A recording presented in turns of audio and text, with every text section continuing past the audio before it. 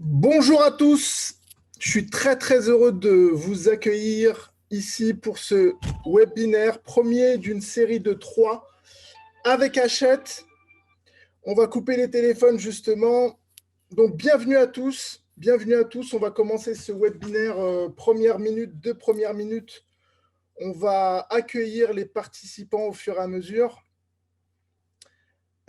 Donc bonjour Jean-Philippe, bonjour Philippe Billette, bonjour, merci de me dire bonjour, c'est super. Nous allons être ici pour commencer deux animateurs pour vous accueillir. Donc c'est parti. Alors, je vais commencer par dire quelques mots très rapides. Donc, premier webinaire d'une série de trois. Je vais vous présenter le programme. On va commencer par présenter un peu tout le monde, même le langage Python. Webinaire donc, qui est organisé par Hachette, orienté formation Python. On a ici à l'écran, je vais bientôt vous montrer le programme. Donc, chaque webinaire va être produit à deux dates différentes. Voilà, l'idée, c'est de progresser par la pratique grâce à des ressources qui seront mises à disposition. Je vous montrerai les ressources. Et puis, vous aurez aussi la possibilité, après les webinaires, de vous tester par des quiz. Donc vraiment top. Et donc voilà. J'accueille en fait Sophie Corvic, je vais nommer animatrice pour vous accueillir. On vous accueille à deux. Donc voilà, c'est parti. Et je vous explique un petit peu après la manière dont on va fonctionner. Bonjour Sophie, est-ce que tu nous entends? Oui, bonjour Rabat, est-ce que vous m'entendez? Je pense que oui. Ok. Est-ce qu'on entend tous Sophie? Oh super, C'est on a les bon? messages sur le chat. Ok, Très super, bien, on très bien, entend très bien. super. Eh bien écoutez, bienvenue à toutes et à tous. Je suis vraiment ravie que vous soyez si nombreux aujourd'hui à nous rejoindre, puisque nous avons pas moins de 150 enseignants qui se sont inscrits pour ce premier webinaire. Bienvenue à tous au nom de l'équipe d'Hachette Technique et de l'équipe d'Evolukill. Alors, je suis Sophie Corvy, la directrice de Hachette Technique, qui est le département au sein des éditions Hachette Éducation, qui publie chaque année des manuels scolaires pour les enseignants et les élèves de la voie professionnelle et de la voie technologique. Alors, nous publions des livres chaque année et nous avons l'occasion de vous rencontrer, vous enseignants, et de discuter avec vous de vos pratiques et de vos besoins. Et il est arrivé parfois lors de ces rencontres ou lors des entretiens que vous avez pu avoir avec nos délégués pédagogiques que vous nous expliquiez que eh bien, l'algo, ce n'était pas toujours facile, que ça pouvait un petit peu faire peur, que vous pouviez vous sentir un petit peu démuni face à cette nouvelle matière, ou en tout cas la façon de l'aborder avec vos élèves de lycée pro ou de lycée techno. Donc, avec notre partenaire Evolukill, nous avons eu l'idée de mettre en place ce cycle de webinaires. J'espère que ces formations vous apporteront certaines réponses à vos questions, qu'elles vous donneront des idées pour des projets à mener en classe. En tout cas, ces formations sont pour vous. Elles commencent aujourd'hui. Elles auront lieu régulièrement jusqu'au mois de juin. Et comme vous l'a dit Rabat, nous organiserons à chaque fois deux webinaires sur le même thème, de façon à ce que tout le monde puisse se rendre disponible pour y participer. N'hésitez pas à en parler autour de vous, à vos collègues qui ne pourraient pas être là aujourd'hui. Et voilà, je vous souhaite la bienvenue et je vous souhaite une très bonne formation avec Rabat. Vous êtes entre de bonnes mains et je vous dis à bientôt. À toi, Rabat. Hop là, je réactive mon son, j'oublie pas de réactiver mon son. Donc, comme l'a dit Sophie, un webinaire qui est fait en trois fois, qui est fait donc en trois fois. Chaque webinaire va être doublé pour être sûr qu'on a tous toujours des soucis de disponibilité. Donc, pour s'assurer que vous puissiez vous inscrire, on a doublé les dates. Voilà, je vais vous montrer le programme pour que vous compreniez ce qu'on va faire sur cette heure et demie là. C'est le premier webinaire sur trois, donc on va faire beaucoup d'introductions. D'accord? On va faire quelques réglages, on va essayer de comprendre ce qu'est Python, à quoi ça sert, comment l'utiliser. Et comme je l'ai mis sur le programme, vous pouvez voir actuellement sur mon écran que je vais vous repartager. Je vais m'assurer que le partage est bien là. Voilà, super. Très bien. Donc là, normalement, vous voyez bien mon écran. Je vous explique très rapidement. Ici, vous allez pouvoir converser. D'accord? Donc, vous allez pouvoir converser. On a le fil de discussion. Si vous avez des réponses précises auxquelles vous voulez que je réponde, je collecterai les réponses et je pourrai en parler justement. Je pourrai répondre de manière précise, soit à la fin si on a du temps. Mais ne vous inquiétez pas, il y aura une fac sur les ressources et je vais vous montrer les ressources juste après. Puisque à côté du webinaire, l'idée, c'est que vous ayez une continuité sur une page qui va centraliser à la fois les webinaires qui sont enregistrés, mais aussi les ressources parce qu'il y a des QCM et il y a du code que vous pourrez récupérer pour refaire le cours si vous voulez en regardant la vidéo. Donc voilà, ça, c'est la première chose. Donc ensuite, donc voilà, QNR, vous pouvez utiliser ici les QNR. Donc ça, c'est le premier point. Donc, le deuxième point, donc là, vous voyez, on est presque on a dépassé les 60, donc c'est parti. Je vous montre un petit peu le programme, donc le programme de la formation, comme je l'ai dit, 3 webinaires, le programme du jour. Alors, le programme du jour, très rapidement, un peu de culture, une petite demi-heure. L'idée, c'est qu'on voit certaines choses très importantes. Bon, je vais me présenter, évidemment, je vais rentrer dans les détails de qui je suis. Ça va être rapide.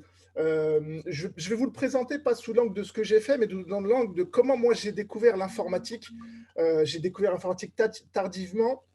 Je suis ingénieur en robotique, donc je n'ai pas fait une école d'info. Et j'ai quand même un petit peu envie de vous expliquer comment moi j'ai vécu voilà, au moment où j'ai fait mes premiers algos.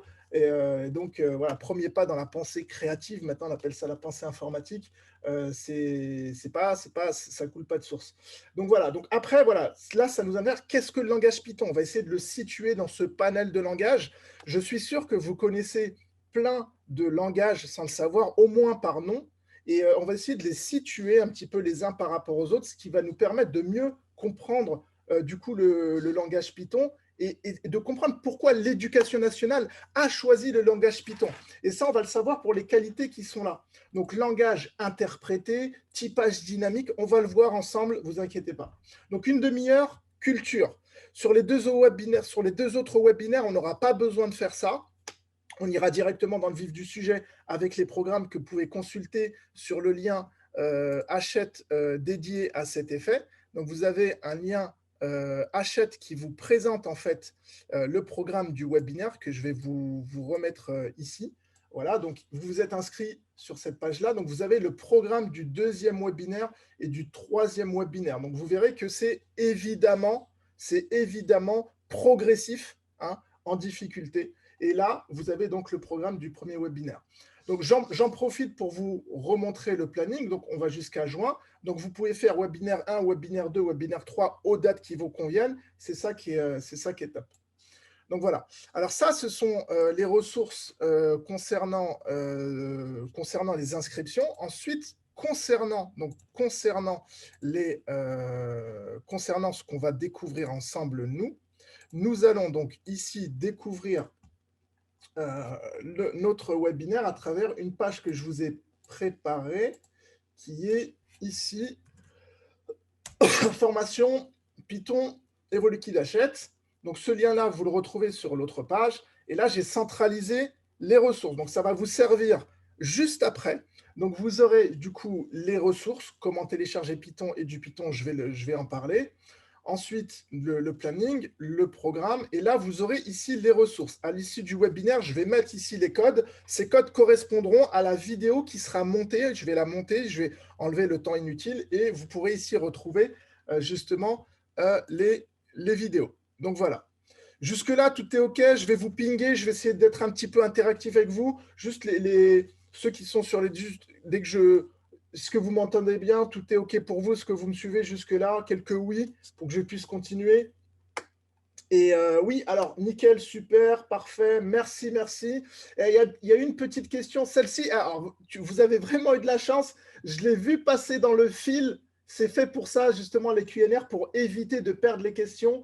Et il y en a un qui a dit, peut-on avoir la présentation, s'il vous plaît? Il n'y a pas de souci, donc du coup, la présentation, elle sera ici dans les ressources. D'accord? Donc le PPT, il est là, vous le voyez sur le côté. Il y a quelques slides, ça me permet d'avoir un fil directeur. Et vous allez voir, après la partie culture, il y a juste les points techniques que je vais traiter qui correspondent justement au programme qui est affiché ici, en fait, tout simplement. Donc voilà. Donc ensuite, ici, j'ai mis un QCM. Vous pourrez vous tester. J'étais un petit peu taquin sur le QCM. Voilà, ici, je vais monter à 20 questions. À partir de demain, vous pourrez aller sur le QCM. Il est là. Vous pourrez, il n'y a pas besoin de s'inscrire sur le site. Vous pouvez le faire à volonté. Il y a une base indicative de points. J'ai mis 5 points dès que vous avez à chaque fois la réponse juste, ce qui vous permet de voir en fait quel score vous avez. Je vais mettre aussi les explications si vous faites une erreur et que vous ne répondez pas bien à la question. Donc voilà, donc à partir en fait de cette page-là, la page précédente, qui est accessible, ah ouais, accessible à partir de la page donc proposée par Hachette, voilà, vous avez ici tout le programme d'un webinaire. Ça sera pareil pour le 2 et pareil pour le 3, les dates sont indiquées. Donc voilà, voilà, voilà. Hop là, je reviens ici. Super, merci pour la synchro, merci pour me répondre, c'est super cool, c'est top. On va commencer. Alors donc on va commencer, ok, mais par quoi en fait? On va commencer, je vais me présenter comme je vous l'ai dit très rapidement en mode anecdote. Donc je m'appelle Rabat Atik, voilà, j'ai 40 ans, je suis ingénieur en robotique en 2005, donc ça fait 15 ans que je bosse. J'ai le principal de ma carrière, parce que je ne travaille plus en tant qu'ingénieur, j'ai fondé Evoluliquid. De 2006 à 2018, j'étais développeur C, C++, Python sous Windows et Linux. Je faisais des applications mobiles. J'ai principalement travaillé dans le secteur des télécoms. J'ai fait, par exemple, les Livebox pour Orange avec Sagemcom, des choses comme ça. Mais j'ai aussi travaillé, dans le secteur automobile aussi, qui est mon secteur de prédilection. J'aime beaucoup l'industrie. Donc, je suis passionné de pédagogie, d'éducation. L'anecdote, c'est que même quand j'étais ingé, je prenais beaucoup de temps, même quand mon enfant est né, je prenais beaucoup de temps à former, à préparer des élèves au bac parce que j'adorais ça. Et puis en plus, j'avais des bons résultats, etc. Et puis c'était des grands challenges. C'était des élèves qui voulaient vraiment réussir, etc., qui étaient en difficulté. Ce qui m'a amené à créer en fait une boîte de soutien scolaire avec mon frère, qui lui est prof de maths. Et après, en fait, on a fondé Evoluliquid parce qu'Evoluliquid, c'est vraiment juste un petit peu avant 2016 que du coup, on mette à jour les programmes avec l'arrivée de Scratch. C'était en fait 5 ou 6 mois après. Moi, j'étais beaucoup dans le code, dans Arduino, etc. Et je me disais que c'était vraiment ça qu'il fallait communiquer aux enfants parce que je voyais beaucoup d'enfants trouver leur vocation, un peu comme moi, en fait, en pratiquant. J'ai dû trouver ma vocation en CM1 quand on est parti à la Cité des Sciences. Ça se joue à ça avec ma prof, Madame Albert, je me rappelle. Et donc, j'improvise. Hein. Ça va être comme ça tout le temps. Et donc voilà. Et donc, beaucoup passionné d'éducation, passionné de pédagogie. Et puis aussi, du coup, je suis prof en école d'ingé parce que je suis vraiment je suis beaucoup ce qui se passe sur l'IA, sur les data science. On est très, très bousculé au niveau de l'orientation. Je me mets à la place des parents pour orienter ses enfants. Ça doit être un casse-tête parce que les filières ont changé. Même à la place des profs, je vous d'ailleurs félicite de prendre le temps un mercredi pour vous former à Python avec le contexte de la crise sanitaire. Donc, vous imaginez les nouveaux sujets liés au numérique, que ce soit le changement, l'arrivée de nouveaux métiers, le changement dans les filières, l'orientation quand on est parent de ses enfants. Donc, c'est des sujets qui m'intéressent beaucoup. Voilà. Je vous avais parlé aussi de mon expérience quand je suis devenu développeur. En fait, moi, je suis ingénieur en robotique. Donc, moi, c'est plutôt le hardware, la méca. J'ai fait une école de méca et j'avais pas cette base qu'on apprend en école d'informatique. D'accord? En école d'informatique. Alors, en général, tous les ingénieurs apprennent un langage de programmation. En général, dans toutes les écoles, on apprend un langage de programmation, le C, le C++, le Java ou le Python, bien sûr. Mais quand on n'a pas fait une école d'info, on n'apprend pas vraiment c'est quoi une OS, comment fonctionne à l'intérieur de la carte mère, la RAM, le processus, etc. Donc, on ne s'imagine pas comment on va savoir coder, mais on ne va pas maîtriser les enjeux qui se produisent au moment où un programme est lancé dans l'ordinateur. On sait juste coder, en fait. Donc, ça a été difficile, hein, à la fois de rentrer dans la pensée algorithmique et à la fois de comprendre, en fait, vraiment la partie OS. Donc ça, je me mets vraiment à la place des professeurs au moment où l'informatique arrive. C'est pris en charge par les profs de techno, les profs de sciences physiques, par les profs de maths. Et moi, ça me rappelle vraiment, moi, au moment où même j'étais ingé, j'étais formé, je n'étais pas voué à devenir développeur, mais mécanicien. J'étais plutôt, vous savez, un petit peu les pièces en 3D qu'on va dessiner sur les ordinateurs dans l'industrie automobile. C'était plutôt ça. Pourquoi je suis parti dans le développement? Parce que moi, je suis fasciné par le fait de mettre en mouvement de la mécanique. Et pour mettre en mouvement de la mécanique, il faut savoir programmer. Donc, je me suis dit, je vais apprendre à programmer. Et ce qui m'intéresse, c'est de faire bouger des robots. Un bras de robot, moi, ça m'a toujours fasciné. Donc, ça, je me suis mis donc au dev et c'était très tard dans ma vie. Je n'ai pas appris le dev, la pensée créative à 12-13 ans. J'avais une TI 92, mais je n'étais pas en mode geek, je ne faisais pas des jeux. Et donc, du coup, je l'ai appris tard. Et c'était il y a longtemps, mais c'était quand même difficile. Donc, en fait, ce qu'il faut comprendre, c'est qu'apprendre un langage, c'est comme apprendre une langue. Si demain, je me mets au chinois, je me mets à l'indien, je vais buter sur l'alphabet. D'ailleurs, je ne sais même pas si c'est un alphabet. Je vais buter sur la syntaxe, les règles de grammaire, et après, je vais pouvoir m'exprimer. Et il y a ce temps-là, en tout cas, j'espère dans ce premier webinaire, j'espère, en tout cas, j'espère, je ne vais pas vous faire perdre votre temps, mais j'espère que je vais vous aider à essayer de se dire, ah ouais, d'accord. Ah, en fait, c'est juste ça. En fait, il faut juste comprendre quelques petits filons, et après, en fait, c'est simple. Voilà, j'espère qu'on va réussir à faire ça ensemble. Donc voilà, donc l'idée, mon objectif aujourd'hui, c'est vous donner le maximum d'informations autour de Python. On ne va pas rentrer dans Python, on ne va pas mettre les pieds dans le plat, commencer à ouvrir et du Python, à se lancer, à faire du code, etc. Il faut vraiment, vraiment, moi je fais partie de ceux qui pensent que pour bien comprendre, on a besoin d'avoir une vue large. Je fonctionne comme ça. Donc, j'aime bien avoir du recul, de comprendre un petit peu tous les domaines qui sont concernés par mon domaine de connaissances, les enjeux pour essayer de mieux rentrer dans un sujet. Donc, je vais le faire comme ça, en tout cas, pour vous donner le maximum d'informations autour de Python. Et voilà. Et hop là, on va attraper le Python et on va essayer de le maîtriser, tout simplement. Donc, on va essayer de rendre Python plus simple. C'est ça notre objectif aujourd'hui. OK ? On ne va pas devenir développeur en 1 heure et demie. Et d'ailleurs, il ne faut pas se mettre la pression. Ce n'est pas grave. On va aussi trouver le côté fun parce qu'une fois qu'on maîtrise un langage de programmation, on peut en maîtriser un autre. On a compris les tenants et les aboutissants. Et après, on peut s'amuser aussi, évidemment. Voilà. Et puis, on peut même s'amuser avec ses enfants ou avec ses élèves parce que la programmation, maintenant, c'est accessible. On le sait, aux plus jeunes. Hein.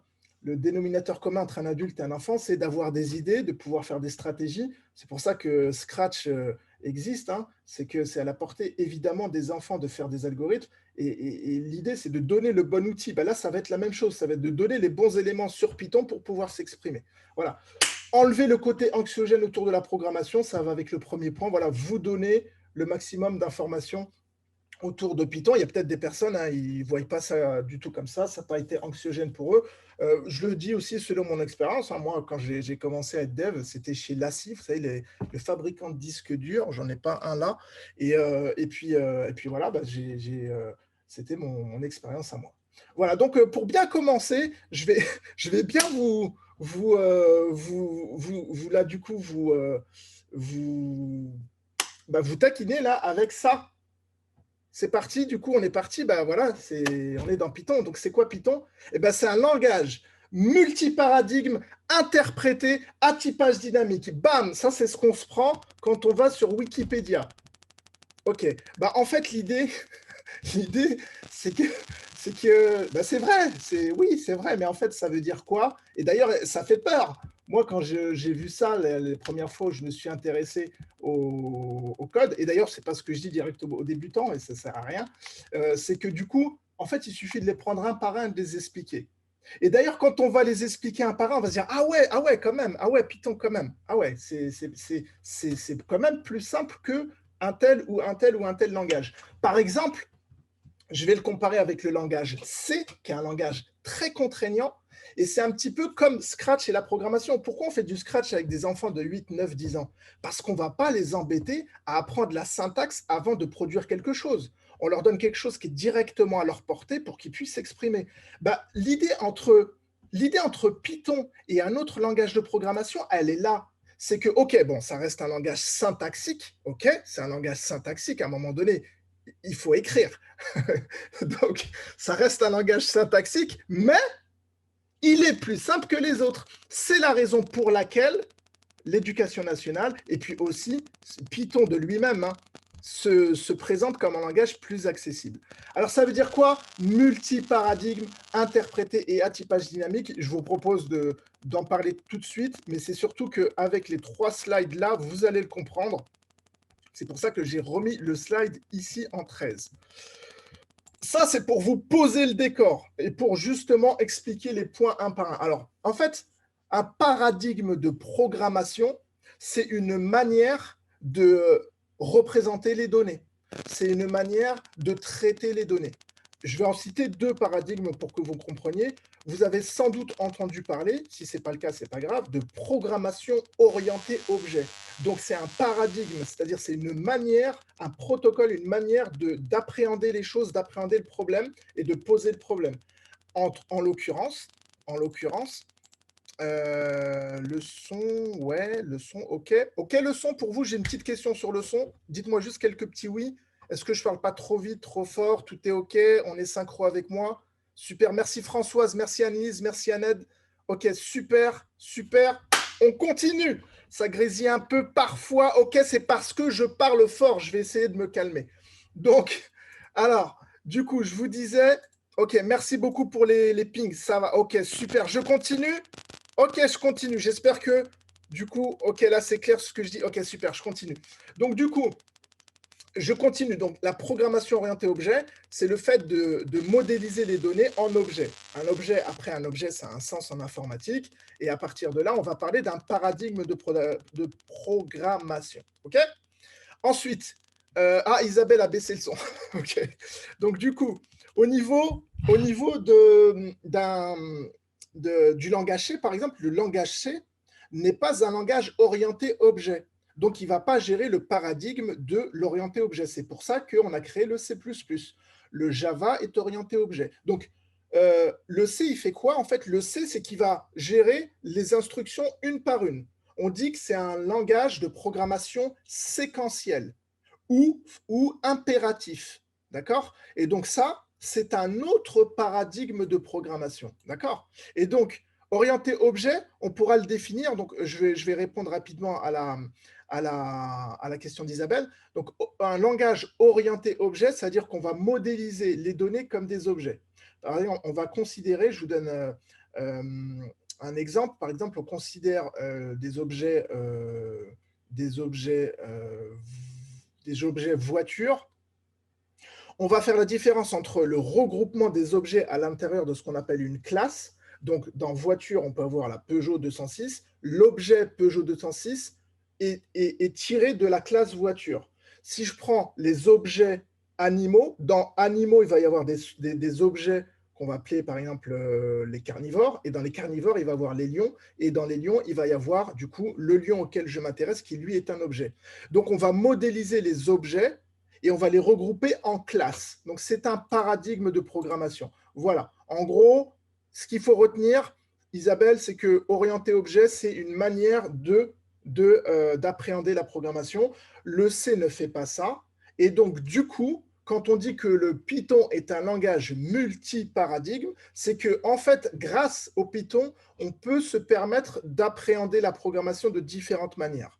Et on le verra, en fait, à la fin, au webinaire 3, on va passer en orienté objet. OK, donc alors, là, c'est là où c'est le plus important. Ce que vous devriez savoir et comprendre, c'est interpréter et typage dynamique. Et on va l'expliquer tout de suite, vous allez voir. Donc, en fait, un langage interprété, c'est un langage qui va nécessiter un interpréteur qui vous permet de réaliser le programme que vous avez écrit à la volée tout de suite, de le voir instantanément. Et en fait, on comprend bien le langage interprété aussi quand on a expliqué ce qu'est un langage compilé. D'accord?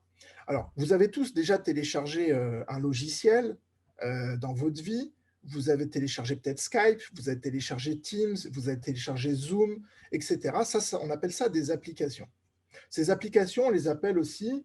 Est-ce que vous connaissez l'extension sous Windows d'un fichier applicatif? Lorsque vous téléchargez ce genre de fichier, vous aviez remarqué quelle extension vous aviez? .exe, voilà, .exe, voilà, super. Donc voilà, ça c'est un fichier, c'est un programme en fait, il est prêt à fonctionner. En fait, un langage, un fichier comme ça se construit avec un langage compilé. C'est-à-dire que le processus d'un langage compilé, ça va vous obliger à, écrire le code, ensuite vous allez avoir ce qu'on appelle un compilateur qui vous oblige à bien analyser ce que vous avez écrit et ensuite vous allez ici, vous allez générer ce .exe. Et donc le processus, c'est que si le .exe ne vous plaît pas, vous devez revenir sur le code pour le modifier. Alors que quand on utilise un langage interprété, vous n'avez plus besoin de compilateur, vous ne générez pas un exécutable, vous écrivez dans un fichier, vous mettez .py à la fin, on appelle ça un script et on peut directement l'utiliser parce qu'il va être interprété et donc c'est plus léger, c'est plus souple et c'est plus simple. Ça, c'est une des premières raisons pour laquelle on peut utiliser Python beaucoup plus jeune que le langage C, le langage C++ ou le Java. C'est une des raisons principales pour laquelle on va choisir le Python ou le C ou le C++ ou le Java pour un débutant. D'accord? Et donc d'ailleurs, pour continuer, je vais vous demander, ici je vais passer en animation, hop là, je vais vous demander de me donner des langages comme ça, tels que vous les connaissez. Donnez-moi des langages qui, avec votre expérience, que vous avez entendu autour de vous. Java, très bien, on continue. HTML5, Web, HTML, C++, Pascal, Basic, très bien. Algobox, Visual Basic, il y a 30 ans. Latex, Pasco, Delphi, Perl, Fortran.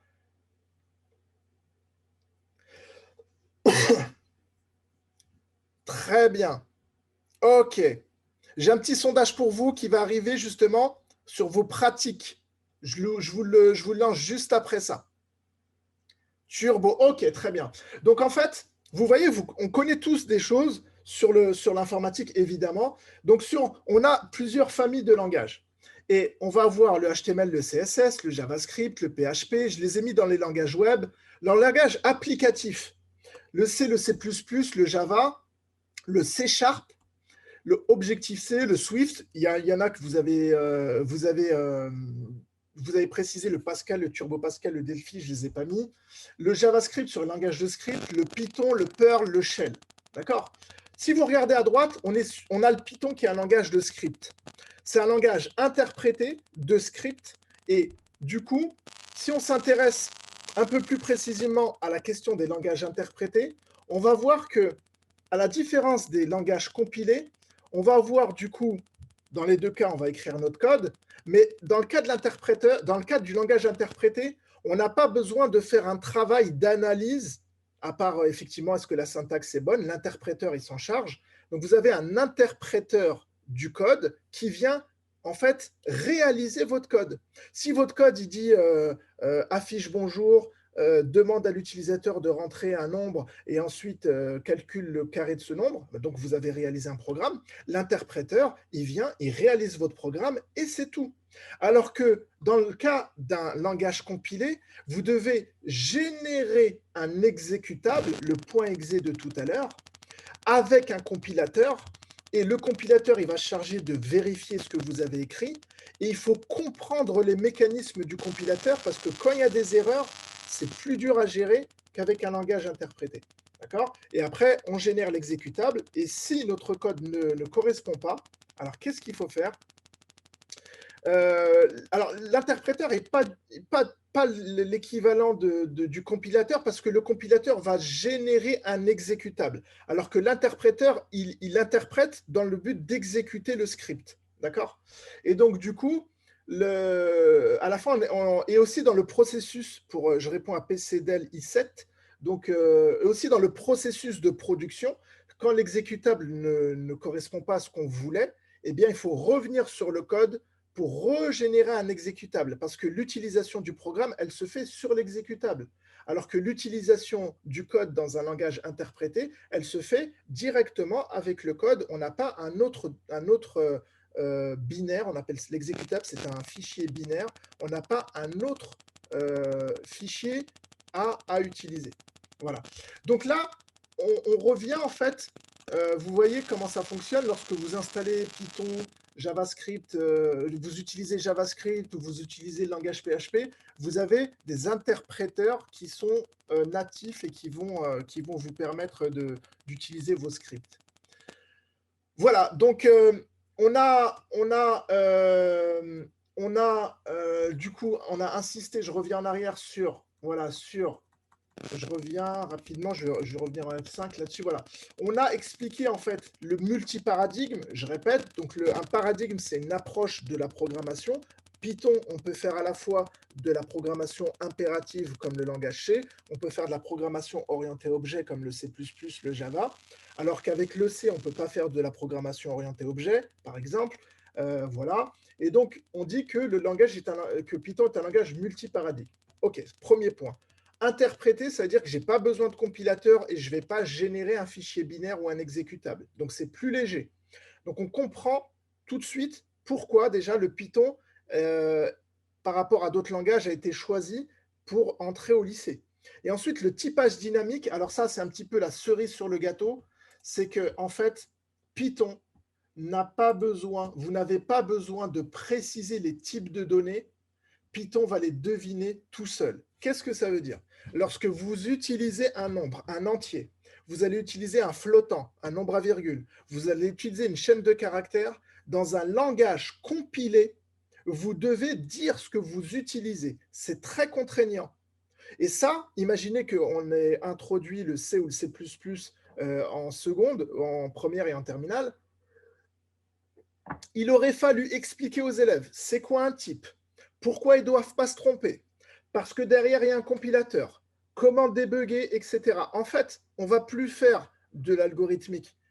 On va faire de la technique, en fait. On va être obligé de rentrer dans les détails sinueux de la programmation, dans les méandres de la technique, du compilateur, etc. Et même j'ai envie de dire, de ce qu'il y a sous le langage, c'est-à-dire le langage machine. Ce n'est pas possible de faire du C ou du C++. En tout cas, c'est difficile de faire du C avec des débutants. Le Python va vous faire économiser le compilateur, les explications sur le compilateur, parce qu'un langage interprété, c'est plus simple. Et il va vous faire aussi économiser toute la partie c'est quoi une data, c'est quoi une variable et c'est quoi son type. Ça ne veut pas dire qu'il ne faut pas le savoir. Mais en tout cas, le Python le devine tout seul. Donc ça veut dire quoi? Regardez mon code. En Python, si je déclare un entier, je vais faire var égale à 2. Et si j'utilise une chaîne de caractères, par exemple bonjour, je vais écrire var2 égale à bonjour. En C ou en C++, qui ne sont pas des langages interprétés, mais qui sont des langages compilés, qu'est-ce que je vais faire? Je vais en fait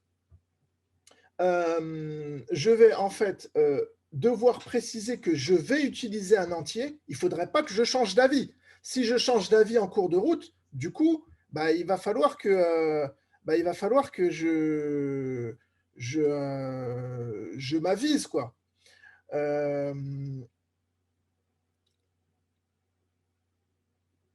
Philippe Frey, je note votre question, j'y répondrai par la suite. Et donc, si on change d'avis, il va falloir du coup dire au compilateur que var à ce moment-là n'est plus un entier, mais c'est peut-être un flottant, etc., etc. Et pour ça, il y a de la syntaxe qui est prévue pour ça. C'est-à-dire, on appelle ça des opérateurs de cast. Cast, c'est jeter. Cast, ça veut dire convertir une variable en une autre variable, dans un autre type. Donc, vous imaginez que ça, vous n'avez pas besoin de le faire. Donc là, la différence entre var égale 2 et int var égale 2, c'est que en langage interprété à typage dynamique, ça veut dire ce que ça veut dire. Ça veut dire que de manière dynamique, je vais définir le typage. C'est ça que ça veut dire. Donc, du coup, je n'ai pas besoin de préciser le type. Est-ce que c'est clair, cette partie du typage dynamique? Je n'ai pas besoin de préciser le type, égale typage dynamique, égale Python le définit automatiquement. OK, super. Très clair, merci. OK, super. Alors, s'il y a des questions que je rate, par exemple, Isabelle, vous avez posé une question, s'il vous plaît, vous pouvez la poser sur le Q&R, comme ça je la noterai et je la mettrai dans la fac. OK? Donc, Isabelle, est-ce pour ça qu'ils ont pu enlever entrée, sortie, type de données en algorithmie au lycée depuis 2 ans? Ah oui, ça, c'est une question sur le BO, du coup. OK, mettez-la dans le Q&R et j'y répondrai. Et donc, du coup, donc voilà, ça, c'est important de comprendre ça, ces 3 points. Le premier, vous n'êtes pas obligé de le retenir, c'est bien de le savoir. Multiparadigme, ça vous permet de comprendre que dans la programmation, le but de la programmation, c'est tous les langages ne sont pas équivalents. Ils n'ont pas la même approche de la problématique. Donc, modéliser les données et traiter les informations, ce sont des paradigmes. À partir du moment où on fait un choix de la manière dont on va modéliser les données, on est dans un paradigme. Il y a la programmation fonctionnelle, la programmation impérative, la programmation orientée objet. C'est bien de le savoir. Si vous ne le retenez pas, ce n'est pas grave. Par contre, c'est bien de savoir que le Python, c'est un langage interprété, qu'il y a un interpréteur de commande, c'est dans le terminal, et on verra comment ça fonctionne. Là, on va le voir, hein, c'est prévu aujourd'hui. Et le typage dynamique.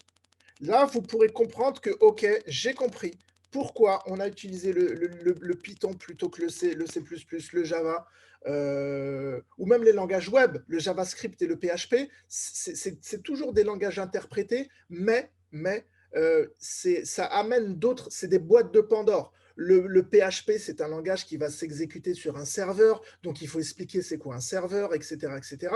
Le JavaScript, pareil, c'est simple, mais c'est un langage du coup qui s'exécute avec l'interpréteur qui est intégré dans le navigateur, le Chrome, le Firefox. Donc, on va ouvrir en fait d'autres points de connaissance. Donc, vous voyez en fait, dans ce nuage de langage, vous avez le Python qui est là et qui demande qu'à être appris.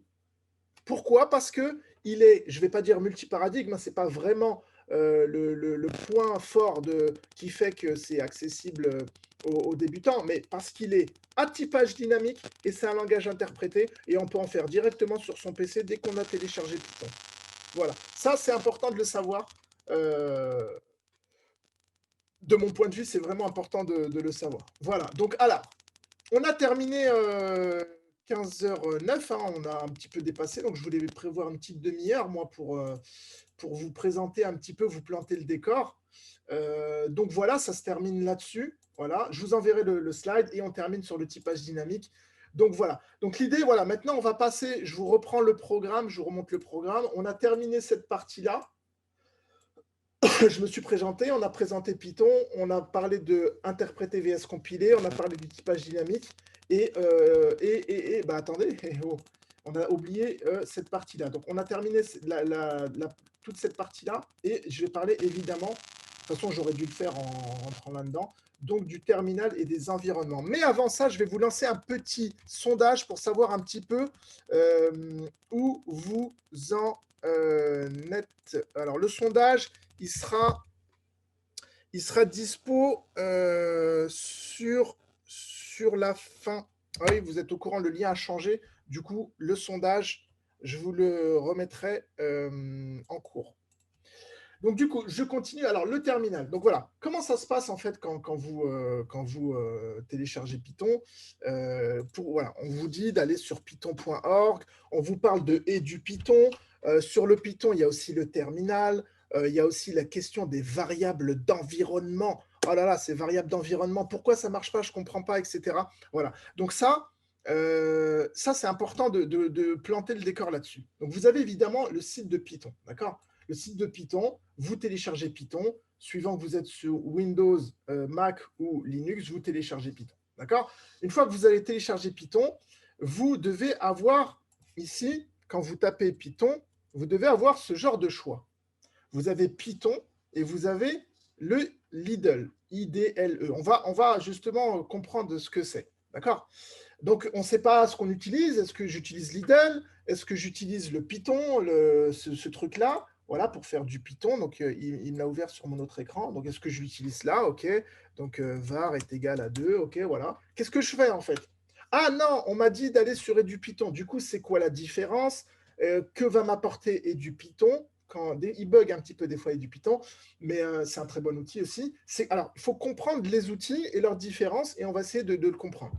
Et on va aussi parler un petit peu de Windows, parce que, en tout cas, de votre système d'exploitation, que ce soit Windows, Mac ou Linux, pour que Python soit reconnu, vous devez faire une petite manip. Et des fois, il faut la faire. Il faut la faire. Il faut la faire en fait dès le début de l'install de Python. Je vais m'expliquer. Alors, vous voyez là, ici à gauche, j'ai l'invite de commande Windows, celle qu'on a en tapant CMD. Quand je tape CMD, j'ai l'invite de commande Windows. Donc, celle-ci, Python ou pas Python, elle est là. D'accord? Donc, à partir de là, là-dedans, vous pourriez faire du Python. C'est possible. Vous faites ça et vous faites du Python. Mais à condition d'avoir déclaré Python dans les variables d'environnement.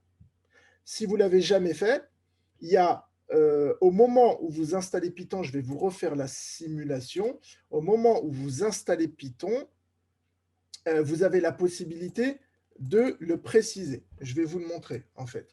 La première fois que vous installez Python, moi, je l'ai déjà installé. Donc, au moment de faire suivant, ici, en bas, ici, il y a préciser Python dans les variables d'environnement, ce qui vous permet de pouvoir, et sur Mac, je vais répondre, il y a ce qui vous permet en fait de pouvoir utiliser l'invite de commande et de la basculer en Python. Sinon, si vous ne le faites pas, vous allez, en écrivant le Python que j'ai fait là, il ne va pas le reconnaître. Donc, pensez-y, si vous utilisez Python par l'invite de commande, et pourquoi d'ailleurs, il faut comprendre le pourquoi vous l'utiliseriez sur l'invite de commande, eh bien, vous pourriez avoir un petit souci si ce n'est pas reconnu. Si ce n'est pas reconnu, on passe sur la variable d'environnement. OK? Alors, sur Mac et sur Linux, moi, j'utilise le terminal et j'utilise en fait, je vais l'écrire ici, j'utilise la variable path, d'accord? Et je fais path plus égal, et je rajoute pas le lien, mais le chemin vers le binaire Python. Voilà. Pour les gens qui sont sur Mac et Linux, en fait, l'idée, c'est d'ajouter le chemin vers le binaire Python, vers le path. Le path, c'est quoi? C'est en fait au moment où vous allez lancer un exécutable par l'invite de commande, votre système d'exploitation, il va se dire, bah tiens, il m'a précisé Python, mais moi, je ne sais pas où c'est Python. Comment je vais savoir où c'est? Il est rangé dans Program Files, il est rangé où? Donc, le fait d'avoir indiqué ça dans PAF, en fait, tous les systèmes d'exploitation, au moment où vous lancez un binaire sans préciser où il va regarder dans la variable chemin, donc PAF, ça veut dire chemin, et dans PAF, il y a la liste de tous les chemins des binaires que vous voulez utiliser directement. Donc, sur Windows, on le fait avec la fenêtre. On le fait ici, je vais vous montrer. Donc, je vais sur Computer, voilà, hop, propriété, voilà, je vais le sortir ici, hop, protection du système, hop là, voilà. Donc, c'est ici. Donc, une fois que vous êtes sur Computer, alors, quand vous êtes sur le computer, mes ordinateurs, vous faites clic droit propriété, vous arrivez là. Et ici, vous arrivez ici sur les propriétés. Et là, vous avez les variables d'environnement. Et donc là, vous avez PAF. Et dans PAF, on a bien Python qui est précisé. Donc, du coup, il faut savoir comment fonctionne un système d'exploitation. Au moment où vous allez écrire que Python, bah, c'est pratique parce que vous n'allez pas écrire C2 anti-slash program files jusqu'à Python. Personne ne fait ça. On écrit directement le binaire qu'on veut utiliser. Donc ça c'est le premier point. Maintenant, pourquoi vous utiliseriez l'invite de commande? Vous allez le découvrir au fur et à mesure de la formation, ça va prendre sens. Mais là, je peux déjà planter une première point de connaissance qui va s'affiner par la suite. Donc, en fait, la raison pour laquelle, là, je vais quitter Python, donc je sors de Python.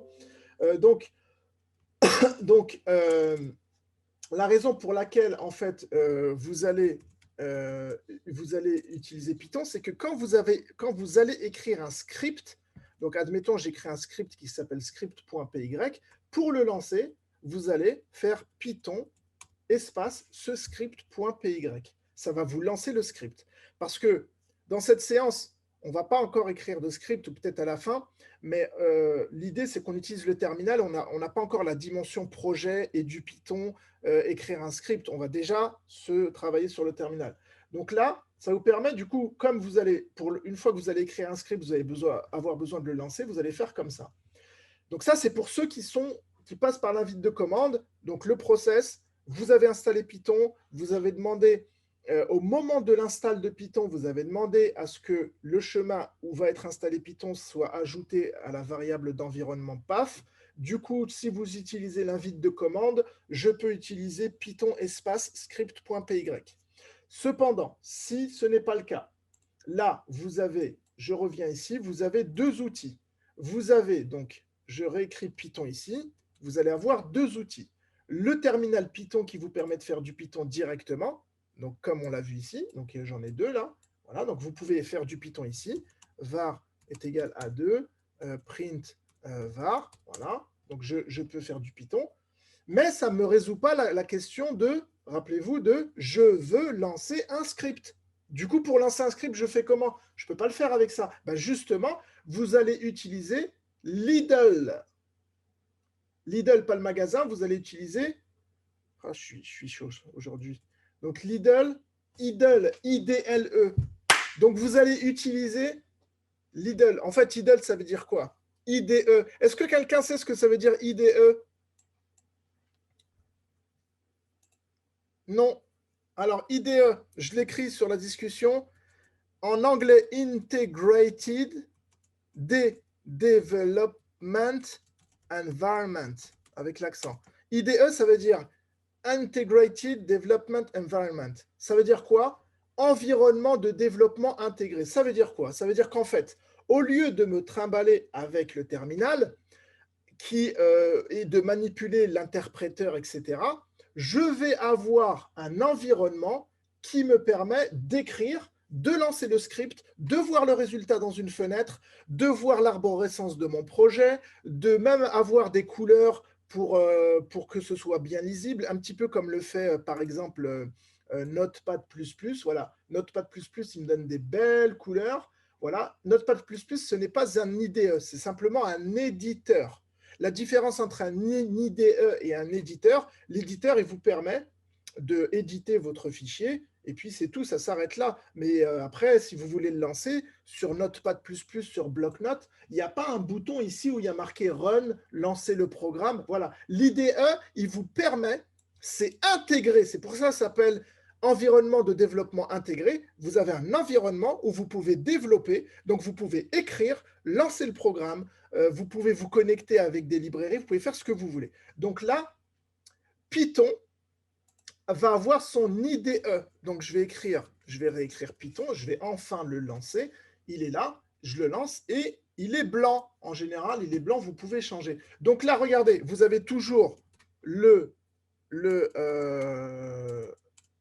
vous avez toujours donc le terminal, mais vous allez avoir plus que ça. Ici, vous allez pouvoir en fait lancer un fichier. Donc là, vous allez pouvoir prendre un fichier. Donc je vais prendre un fichier, par exemple, je vais le faire. Je le fais ici, hop, hop. Je vais prendre un fichier. Donc là, j'ai juste changé de fenêtre. Je prends un fichier, hop, web binaire 3, je prends ça. Voilà. Donc là, j'ai pris mon fichier. Et donc, j'ai pris mon fichier, voilà. Et là, quand j'ai pris mon fichier, regardez, ça a changé. Là, il n'y avait pas run. Là, il y a run. Et là, je peux lancer. Je peux lancer le truc. Voilà. Donc là, voilà. Donc là, ce fichier-là, je vous l'expliquerai à la fin pour ouvrir le webinaire 2, justement. C'est comment coder des fonctions. Donc voilà. Donc voilà la différence entre un terminal, le CMD, la différence. Là, on a vu trois choses. L'invite de commande de Windows, le terminal de Python lorsque vous avez installé Python et l'IDE native de Python. Et du Python est un IDE. Si on l'a fait, c'est que, à mon avis, idle n'est pas suffisant. Donc, du coup, on arrive à l'autre point qui est et du Python. On va voir et du Python et vous allez comprendre là, c'est quoi un IDE. Donc là, j'ouvre et du Python, d'accord? Donc là, j'ouvre et du Python. Voilà, j'arrive là. Donc là, regardez, là, on voit ce qu'est un IDE maintenant. Donc, un IDE, ça vous permet de, voir vraiment l'arborescence de votre projet, si vous vous développez là-dessus. Vous allez avoir ici votre code. Ici, vous allez avoir la possibilité de lancer votre code. Là, vous avez le résultat en bas sur la console de votre programme. Vous avez même plusieurs onglets ici pour voir les variables, l'état des variables. Vous allez avoir la pile des appels. La pile, c'est une notion d'informatique, hein. La stack, on appelle ça la stack, la console Python, je l'ai dit.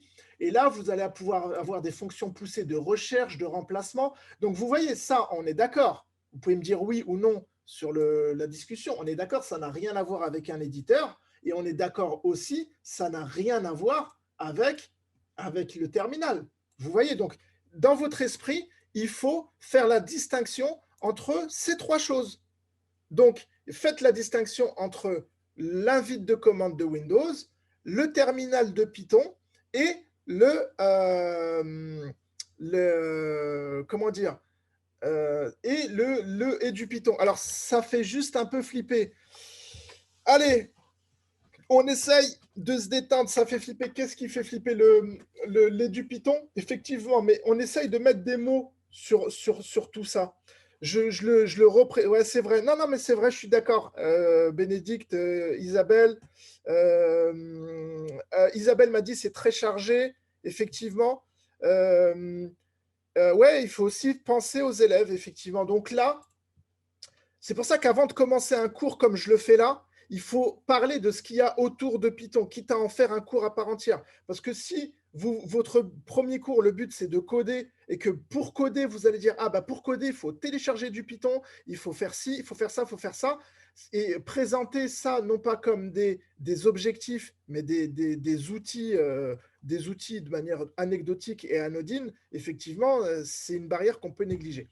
Le terminal de Windows, le premier, c'est l'invite de commande de Windows. On peut l'appeler aussi le terminal.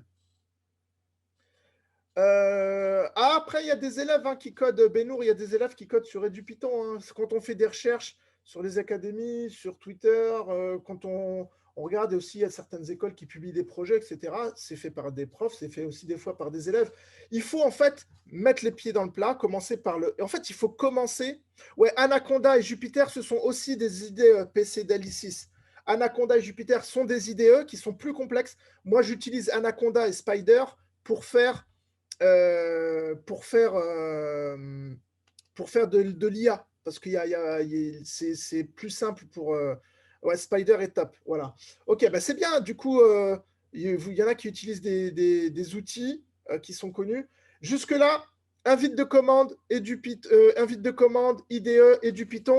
On accélère un petit peu, parce qu'on est un petit peu en retard, et on continue. Le but, c'est de coder maintenant. Donc là, voilà, on a terminé vraiment cette première partie. Vous voyez bien mon écran, normalement? Toujours en partage, hein, j'ai pas… Ouais, c'est bon. Oui, ok, super, merci. Merci Fadil, merci Amon, merci Christophe. On continue, allez, c'est parti. Donc, on a un petit programme là, sympa. Donc, moi, je code et je vous explique à la volée. J'ai un petit slide par notion, donc on s'est arrêté au typage dynamique. Voilà, il nous reste ces 4 slides, mais chaque slide est un point où je vais coder. J'ouvre le slide, je vous explique ce que je vais traiter, je le traite, je reviens sur le slide. Je vous explique, je traite, je reviens. Donc là, calcul, chaîne de caractères et variables. Les points les plus importants à savoir, du coup, c'est utiliser, alors pour tout ce qui est calcul, des choses vraiment basiques, utiliser le point à la place de la virgule, ok. Les règles de priorité sont conservées, la multiplication et fois, donc tout ça, c'est des choses que vous connaissez sans doute. La puissance, comme on l'a fait. Différencier les guillemets, les apostrophes et les triples côtes. Insérer une valeur dans une chaîne. On va voir ce qu'est le formatage. À partir de là, ça devient intéressant. Juste avant, c'est trivial, mais il faut le faire. Multiplier des chaînes de caractères, additionner des chaînes de caractères, c'est parti. Donc là, je vais aller un petit peu rapidement pour traiter cette partie-là. Et après, bon, sur tout ce qui est liste et tuple, je vais être un petit peu plus explicite, si vous voulez. Bien. Donc là, et après à la fin, donc turtle, etc. Donc c'est parti. Donc alors, je vais reprendre mon petit. Alors j'ai plein de fenêtres ouvertes, je les ferme une par une. Moi, je vais faire ça sur le shell. Le but de ce cours-là, c'est pas de rentrer dans l'IDE du Python, on le fera au prochain. C'est simplement de prendre de la syntaxe. De prendre de la syntaxe, prendre de la confiance même, de la syntaxe, de la confiance. On est là pour s'alimenter de manière détendue, on est entre nous, c'est bientôt les vacances. On est simplement là pour essayer de comprendre les tenants et les aboutissants de Python. Et ça me rendrait triste de savoir que ça vous, voilà, là, que ça vous fait peur, quoi. Donc, alors attendez, je suis obligé, j'ai 1000 fichiers ouverts, je suis obligé de faire le ménage. Bim, ok, bim, bam, boum. Je peux apprendre à mieux vous comprendre si Oula, je me familiarise avec votre façon de parler. en allant un peu trop vite. Pour aider. Il y a Windows qui me dit qu'elle veut bien m'aider. Vous savez, j'ai envoyé le comment on appelle ça, l'outil qui l'assistant. Une petite gorgée de café. Alors voilà, voilà, moi je prends juste le shell Python. Hein. J'appelle ça aussi le shell Python. Voilà, il est là. Ok. Je le mets là. Allez, on peut mettre le programme à côté comme ça, on est cohérent. Voilà, là on est bien installé. J'espère que vous êtes bien installé aussi. Bim, voilà. Ok, donc du coup, je termine là-dessus. Hop. Hop. Ok, donc c'est parti. Calculer avec Python. Donc je vais faire évidemment donc, les opérations de base, évidemment. Donc par exemple, 58,5 plus 6. Voilà. Ça donne quoi? Regardez. Ah, là, j'ai pas compris. Ça m'a fait en fait en fait, on comprend pas. Voilà. Ça, c'est des premières erreurs, mais on peut rester collé des minutes dessus parce qu'on n'a pas compris. C'est une erreur dans le code. En fait, la virgule va être un séparateur de deux entités. Moi, j'ai voulu écrire 58,5 plus 6. En fait, j'ai écrit 58,5 plus 6. Et la virgule, ça a une signification. Donc, ce n'est pas comme ça qu'il faut le faire. Il faut le savoir, il faut passer par là. 58,5 plus 6. Et là, ça me donne le résultat. Vous voyez? Donc, la virgule m'a séparé. Elle s'est dit, ah, il a sans doute voulu créer un tuple. OK? Et donc là, moi, je vous dis la première fois, mais la première fois que j'ai cherché mes erreurs de code, ah mais c'était horrible. Je voyais rien, c'était un mur. Et je cherchais, mais en fait, c'était ça. C'était des virgules à la place des points. Par exemple, en langage C, il faut mettre un point-virgule. Quand j'ai débuté, il y a 16 ans de ça, c'est horrible de chercher. Et après, c'est comme ça qu'on apprend. Donc, c'est normal que ça génère de la frustration, de l'anxiété. C'est imaginer que vous deviez apprendre, que vous faites vos premiers pas. Alors, pour les espaces, pardon, Isabelle, les espaces, ils ne sont pas tenus en compte, les espaces. Les espaces ne sont, dans les langages de programmation, ce n'est pas tenu en compte. Je te le montre rapidement. Print, si je fais print 2, tu vois, j'ai mis plein d'espaces. Il se dit, bah voilà, ça c'est du code mort, je ne le considère pas. Et pour lui, c'est comme s'il y avait marqué print 2. Donc les espaces, il n'y a pas de souci, Isabelle. Et donc, du coup, je termine mon histoire. C'est important, voilà, c'est important en fait, c'est vraiment l'état d'esprit. Ne voyez pas une montagne là où il y a une colline. Ne voyez pas une montagne là où il y a une colline. Je dis ça pour vous encourager. Hein. Après, j'espère que ça vous servira. Donc, on continue parce que là, on est sur le trivial. Donc, le point-virgule, c'est très, très important. Les règles de priorité sont conservées, évidemment. Donc, le but, c'est de faire des mathématiques. Donc, si vous faites 8 plus, du coup, 8 fois 8, j'ai fait exprès de faire une erreur. La multiplication, ce n'est pas le fois, c'est 8 plus 8 étoile 8. Donc là, ça fait pas 16 plus 8, ça fait évidemment 8 plus 64. OK, c'est dit, on le garde dans un coin de la tête, donc ça, c'est fait. Ensuite, la puissance. Donc, alors, si je fais 2, elle est où la puissance, en fait? La puissance, c'est pas ça. Voilà, ça marche pas. C'est ça, en fait. 2, voilà, c'est ça. La puissance, c'est ça. Voilà, donc ça, c'est bon. SQRT, c'est une fonction ici, SQRT de 16. Voilà, SQRT, en fait, c'est une fonction qu'il faut prendre que si on prend ici le module mathématique, parce que sinon, ça ne marche pas. D'accord? Bon, d'ailleurs, en fait, là, SQRT n'est pas défini. On le verra quand on écrira dans le script. Alors ensuite, très bien, différencier les guillemets, les apostrophes et les triples cotes. Alors à partir de là, je vais commencer à utiliser des variables. Donc tout à l'heure, je l'avais fait, var est égal à 2, à 3. Voilà. Donc var est égal à 3. Si je fais print var, il va me donner 3 parce que ça a été stocké. Si je fais maintenant var est égal à bonjour, bonjour, si c'est une chaîne de caractères, il faut que je la définisse en chaîne de caractères. OK, mais encore une fois, il faut le savoir. Il faut le savoir. Si on ne le sait pas, on fait des erreurs. Donc là, ici, bonjour. Donc bonjour, je mets une chaîne de caractères. Mais du coup, si je fais print var, typage dynamique, var a été remplacé et en plus, var n'est plus un entier, mais c'est une chaîne de caractères. OK, OK. Donc jusque-là, c'est bon. Donc maintenant, je continue, j'accélère. Donc là, la différence. Donc, vous pouvez ici utiliser des apostrophes. Donc, si je fais ici bonjour, salut, ça va, et que ça, je le mets dans var 2.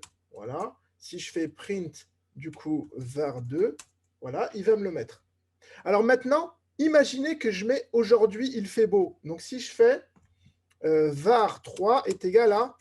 Donc, je mets du coup, je le fais avec une apostrophe et je mets aujourd'hui, virgule, il fait beau. Et là, je ferme mon apostrophe. OK. Ah, bah, il ne veut pas. Ah non, attendez, il ne veut pas parce que j'ai mis un espace après le var 3. Et là, il ne veut pas. Pourquoi il ne veut pas? Parce qu'en fait, j'ai commencé par une cote.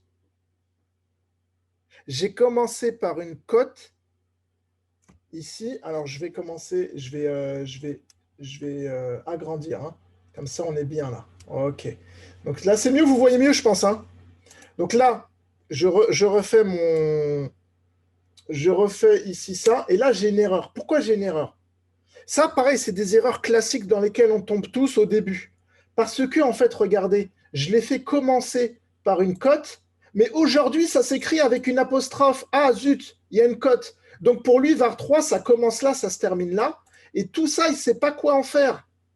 Il ne sait pas quoi en faire. Donc du coup, il me dit erreur. Et là, regardez, ce qui est bien, c'est que là, il pointe l'erreur, il met invalide syntaxe et il pointe sur le H. Ça veut dire à partir du H, je ne sais pas quoi faire en fait. D'accord? Et quand on lit ça la première fois, syntaxe, erreur, invalide syntaxe avec un chevron, c'est horrible. D'accord? Quelle est la différence entre guillemets et apostrophe? On peut les utiliser les deux, mais les apostrophes, on les utilise beaucoup dans les chaînes de caractères où on n'a qu'un seul octet, c'est-à-dire une lettre. Ça permet de gérer les lettres. Donc là, du coup, ça ne marche pas. Donc regardez ce qu'on va faire. On va ici dire à l'interpréteur Python de ne pas tenir compte de l'apostrophe et de ne pas en fait de ne pas tenir compte de l'apostrophe et de ne pas la considérer. Et là, si je fais ça, hop là, et là, ça passe. Donc là, quand je fais print var 3, là, il va l'afficher et ça passe. D'accord? Alors, un dernier truc à voir,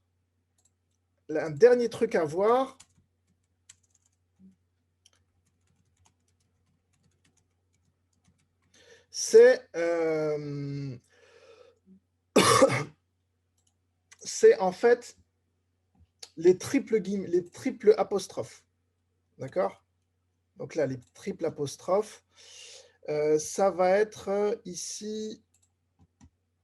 Voilà, donc là, je vais écrire aujourd'hui, je vais faire du sport sur le tarmac de la.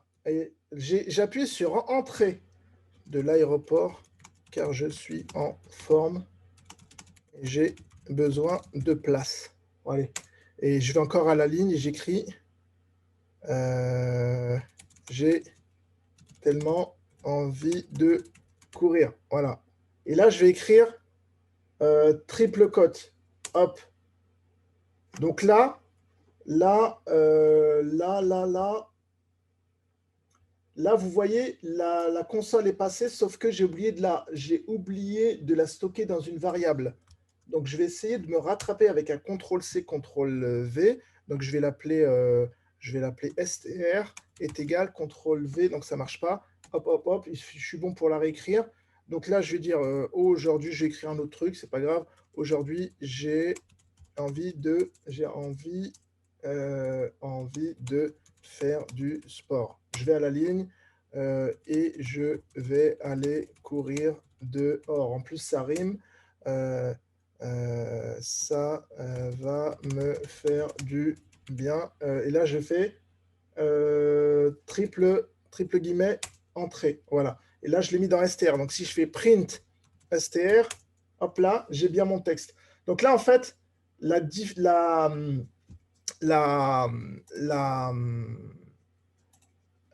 donc du coup, là, le triple apostrophe, je vais y arriver, pardon. La triple apostrophe, ça permet en fait de pouvoir aller à la ligne. D'accord? Sur la fac, je répondrai aux questions qui sont là parce qu'il y en a plusieurs qui sont arrivées. Ne vous inquiétez pas, différence entre guillemets, apostrophe, etc. Je vous mettrai un petit tuto. Ça, pareil. OK, parfait. Donc là, je continue parce qu'il faut que je vois des choses un petit peu plus avancées et tout. Donc voilà, là, on arrive sur quelque chose d'un petit peu plus corsé. À la limite, on peut dire ça, c'est insérer une valeur dans une chaîne de caractères. Quand vous faites de la programmation, vous avez sans doute besoin de construire des phrases qui sont un petit peu customisées. Imaginez, vous développez un jeu et vous voulez à la fin afficher, lorsqu'il a terminé, bravo Rabat, tu as 13 400 points. Cette phrase-là, vous ne savez pas à l'avance qu'il va avoir 13 400 points. Vous le laissez jouer, vous allez stocker les points dans une variable et après, il faut afficher la phrase avec le 13 400 points. Donc là, vous avez donc une variable point, donc égale, donc là, 13 400 points, d'accord? Et vous avez votre message de fin, je vais l'appeler message de fin, et là, vous allez mettre, du coup, bravo Rabat, je ne peux pas écrire 13 400 points. Je ne sais pas qui va avoir 13 400 points. Donc, en fait, on fait ce qu'on appelle un formatage. Donc, on écrit tu as pourcentage S point. Donc, pourcentage S, c'est la syntaxe. Pourquoi Rabat, ça s'écrit avec un R? Pourquoi on met pourcentage S? Il ne faut pas se poser ces questions-là. C'est conventionnel. À un moment donné, ça a été décidé par ceux qui ont créé le langage. Et ils se sont dit, mais attendez, quand les mecs ils jouent aux jeux vidéo et qu'on veut indiquer les points, comment on va faire pour mettre la variable? Il y en a un, il a levé la main, il a dit, moi j'ai une idée. L'autre qui était en train d'organiser la réunion, il a dit, ouais, vas-y, donne-nous ton idée. Et l'autre, il a dit, bah, j'ai une idée, on va utiliser un formatage. Qu'est-ce que tu veux dire par là? Bah, on va mettre un signe. Et il y a quoi comme signe? Alors, on va mettre moins égal. Ah, l'autre, il y a un autre qui a levé la main, il a dit non, non, moins égal, c'est pas bon, parce que le moins, on l'utilise dans les opérations. Tu peux pas faire ça, il va y avoir des confusions. L'autre, il a dit, ah d'accord, bah, vous avez une idée? Pourcentage, c'est pris ou pas? Non? Vous êtes sûr, les gars? Ouais? Ok. Ah, bah ok, bah on prend pourcentage. Vous voyez ce que je veux dire? Je fais exprès de scénariser. C'est conventionnel. Il y a des mecs qui se réunissent pour décider des règles. Ces règles, vous et moi, on est là pour les apprendre. On n'est pas là pour les discuter. Sinon, on va se créer des problèmes. On va se créer des nœuds à la tête. Donc là, du coup, bravo Rabat, tu as pourcentage S point. Et là, on va faire print. Donc, on va écrire, on va dire le formatage. Donc, le formatage. Non, pourcentage S, tu vas voir justement, Jacqueline, regarde. Donc, message de fin. Et là, on va mettre pourcent et on va mettre point. Tu vois le truc? Regarde, Jacqueline. Est-ce que tu vois la réponse, Jacqueline? Tu vois la différence entre pourcentage S et pourcent? En fait, pourcentage S, c'est dans la convention ce qui a été décidé pour dire que là, on va mettre la variable point. Et pourcent, c'est pour dire la relation entre les deux variables, message de fin et point. Pourcent dit le formatage va se faire entre message de fin et point. Est-ce que tout le monde a compris ce petit point technique? C'est pas compliqué. Encore une fois, on n'est pas dans des trucs complexes. On est dans des trucs, tu les sais, c'est bien. Tu les sais pas, bah tu peux pas avancer. On n'est pas dans on n'est pas dans des processus en fait. On est dans de l'information. Ok? Donc là, jusque-là, vous voyez du coup, bravo Rabat, tu as 13 400 points. Donc là, vous avez créé votre jeu, vous avez un compteur de points. Alors, pourquoi le S après pourcent disparaît? Non, non, le Marion, le S, il n'a pas disparu. Il y a pourcentage S qui joue un rôle et on a pourcent S et pourcent tout seul qui joue un autre rôle. D'accord? Alors, ensuite, si on met, alors je traiterai, en fait là je traite juste un point et je traiterai tous les cas dans les ressources, d'accord? Si on met pourcentage S dans print, ça fonctionne pas. Alors j'ai pas compris. Achète. Donc du coup, l'idée c'est ici. Donc déjà, il faut comprendre la problématique, d'accord? Comment c'est-il le nombre 13 400? Dominique Jourdain, justement, c'est ça le but. C'est que les 13 400, la problématique que j'ai posée, c'est que, imaginez, je repose la problématique. Imaginez, vous développez un jeu et vous voulez afficher le nombre total de points qu'il a gagné. Vous ne pouvez pas écrire comme ça, bravo Rabat, tu as 13 400 points. C'est-à-dire, regarde Dominique, regardez, pardon, vous ne pouvez pas écrire bravo Rabat, pour me féliciter, tu as 13 400 points. C'est pas possible, on ne peut pas écrire ça parce que je ne sais pas combien va faire de points. Donc, quand vous créez votre jeu, à un moment donné, vous avez une variable point qui va s'accumuler. À chaque fois que je vais faire une action, elle va grandir, etc. Et après, qu'est-ce qui va se passer? Je vais terminer, je vais perdre, je vais quitter. Donc, on va mettre bravo Rabat, tu as 13 400 points. Je vais prendre les points qui sont stockés dans la variable point et je vais l'intégrer dans ma phrase.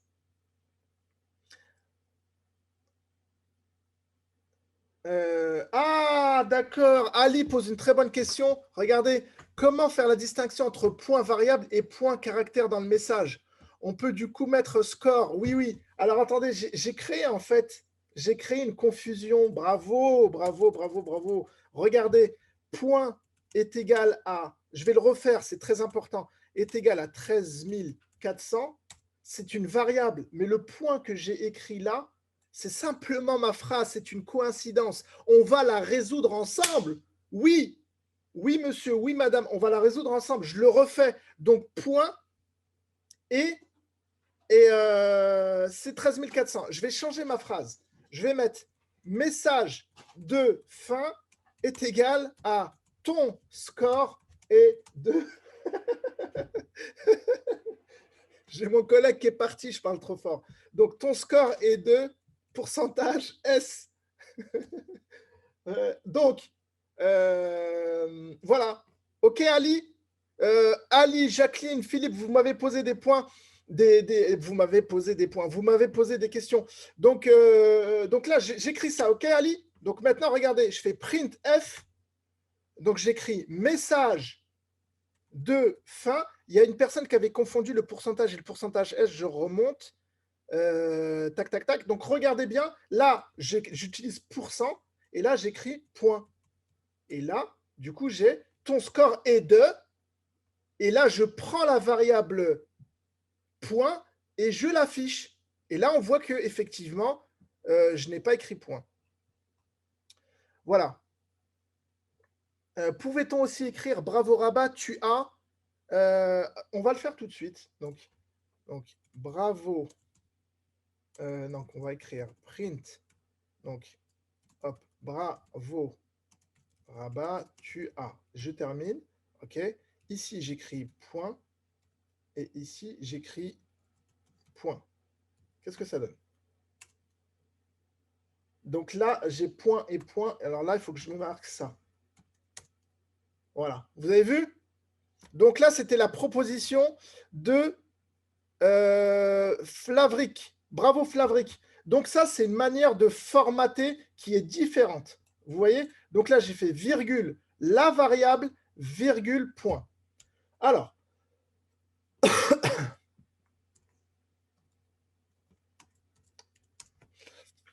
là, regardez, on va le voir tout à l'heure. Vous allez avoir des possibilités, justement, je le pose dans le QCM.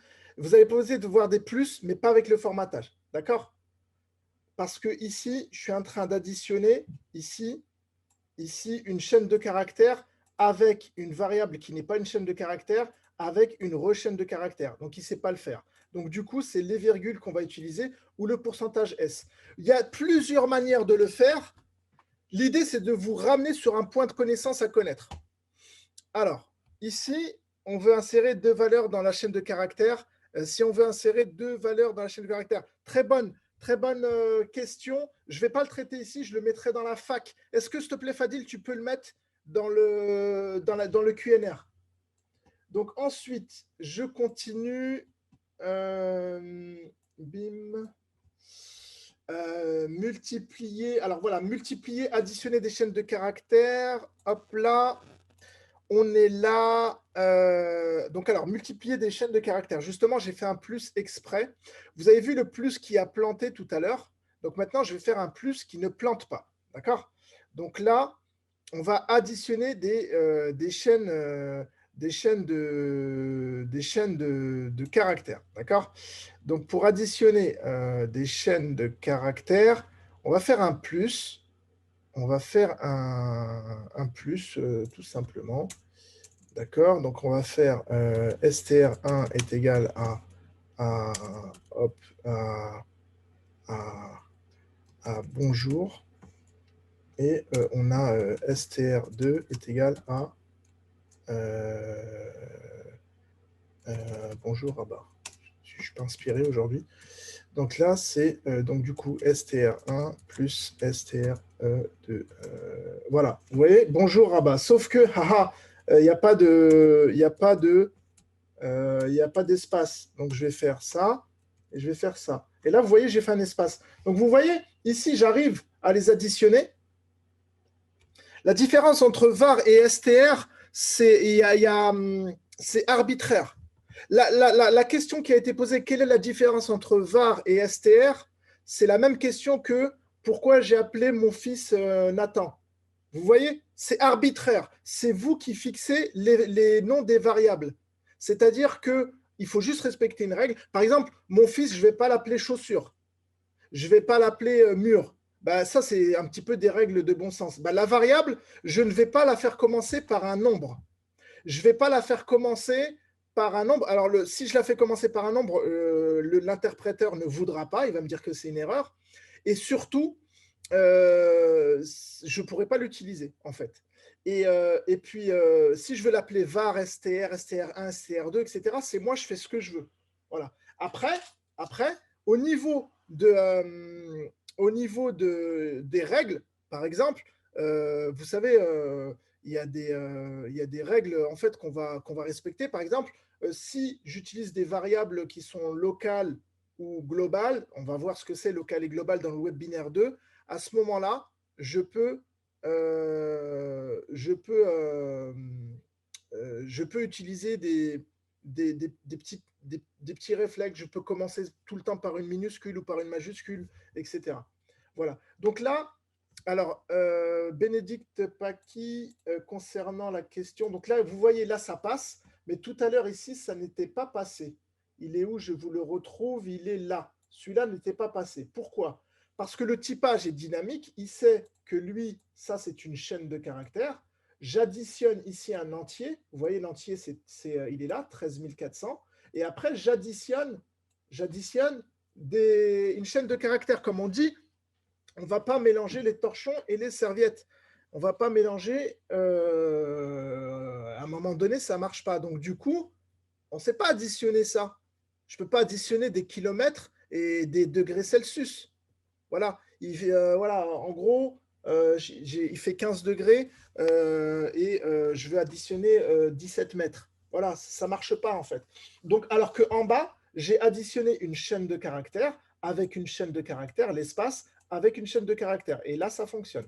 Voilà. Je peux aussi faire ça, par exemple, un truc sympa, si vous voulez écrire une lettre de motivation en Python et que vous voulez du coup commencer au milieu de la page, vous faites un petit truc comme ça. Print, vous allez faire un print. Là, on va faire comme ça, on va faire espace. Espace est égal à hop, ça, espace multiplié par 25. Et après, je vais dire multiplié par 25, voilà. Et après,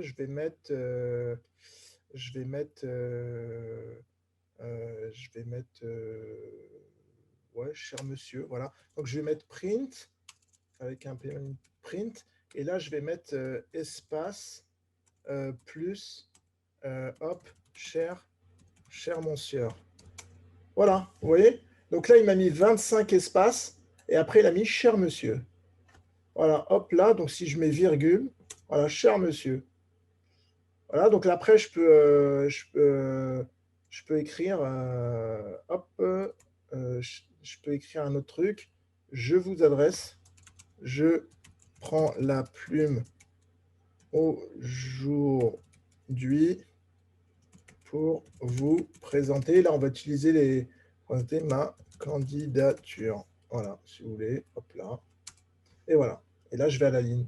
Voilà. Donc là, on a terminé sur la partie insérer, multiplier une chaîne de caractères, additionner des chaînes de caractères. Super, on a fait tout ça. Donc, on revient là-dessus.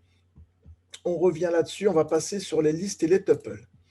Donc, il est quelle heure 53. Ah ouais, bon, on va dépasser un peu. Est-ce que vous êtes chaud pour rester ou pas? Est-ce que vous êtes dispo? Chaud, c'est autre chose.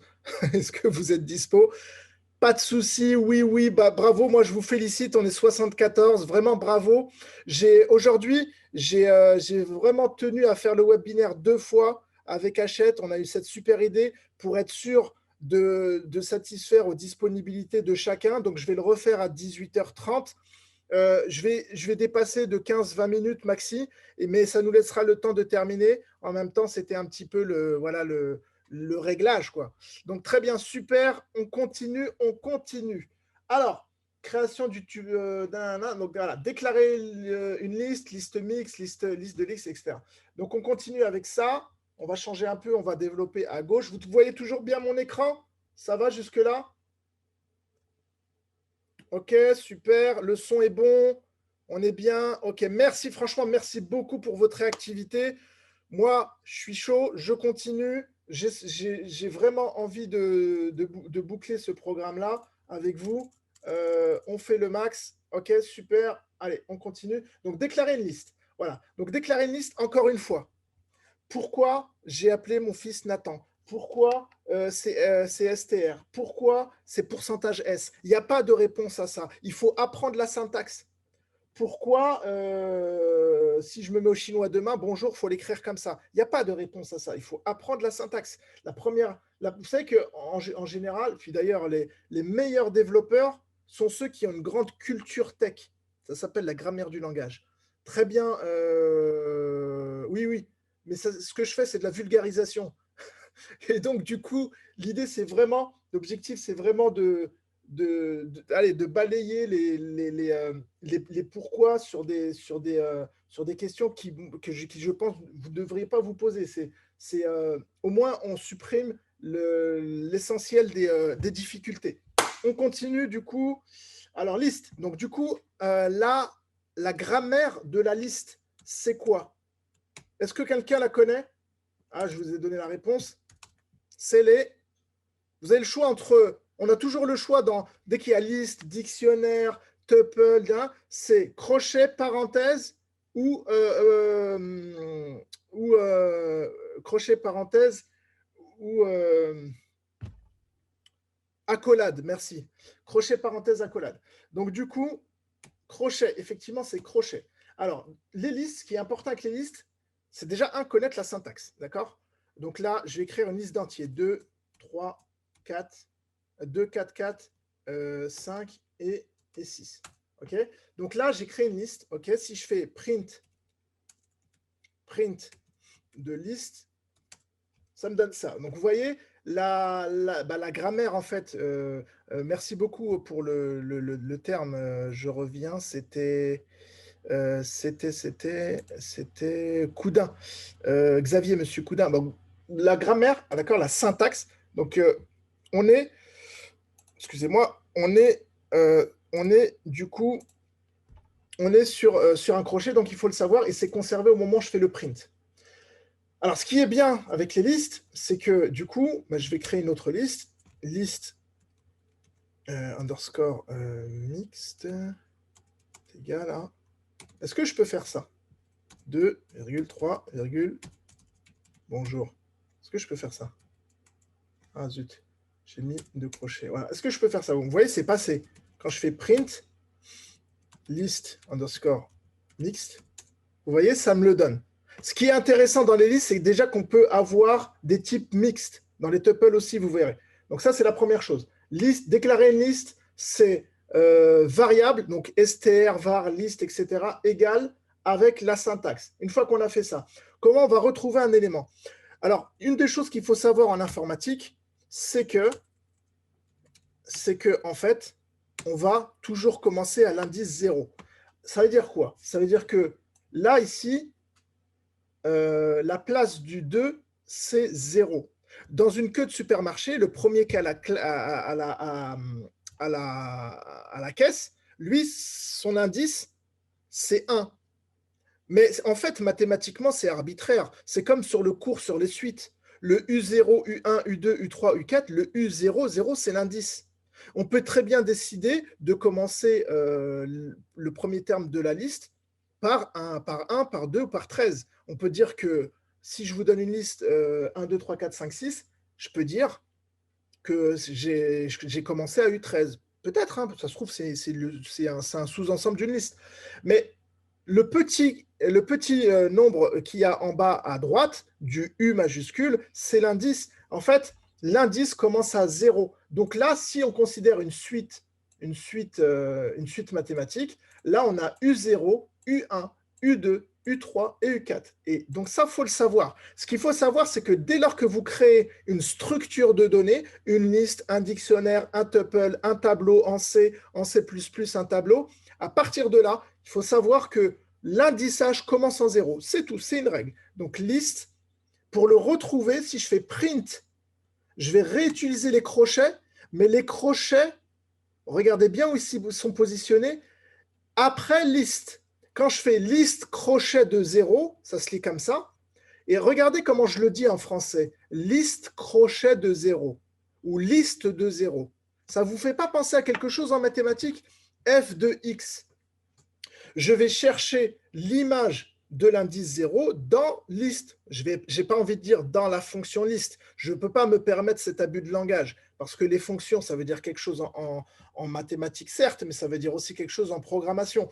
Mais en gros, j'ai l'ensemble des indices et j'ai l'ensemble des valeurs. Et liste, du coup, quelque part, c'est une fonction hein, qui permet de faire correspondre un ensemble de listes à un ensemble de valeurs.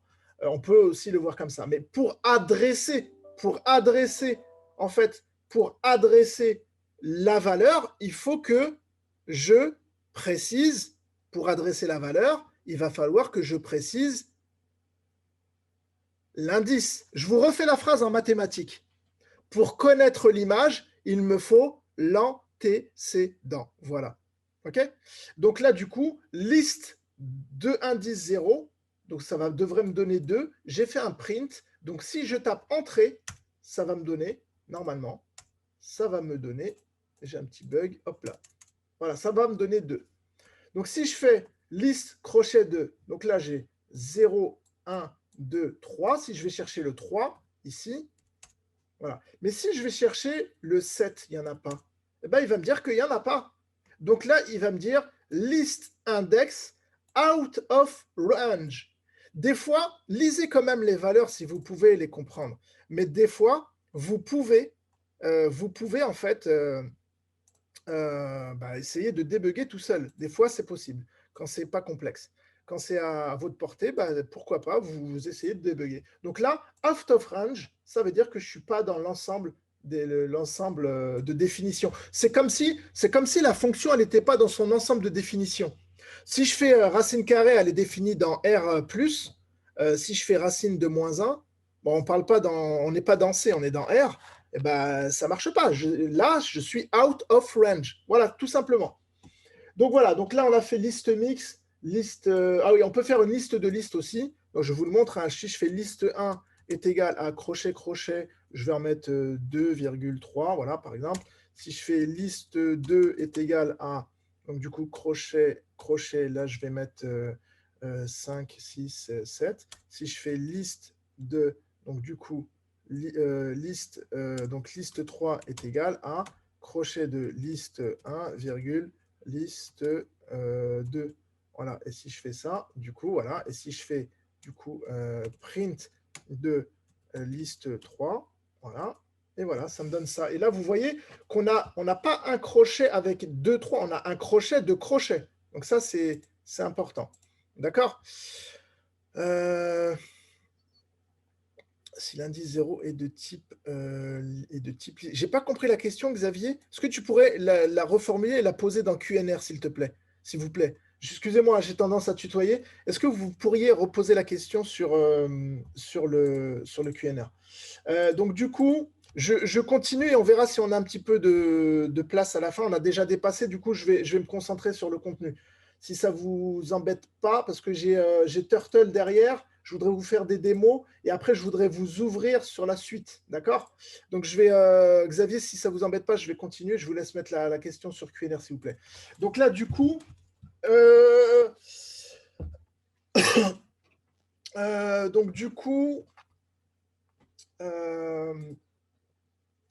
afficher plusieurs éléments consécutifs.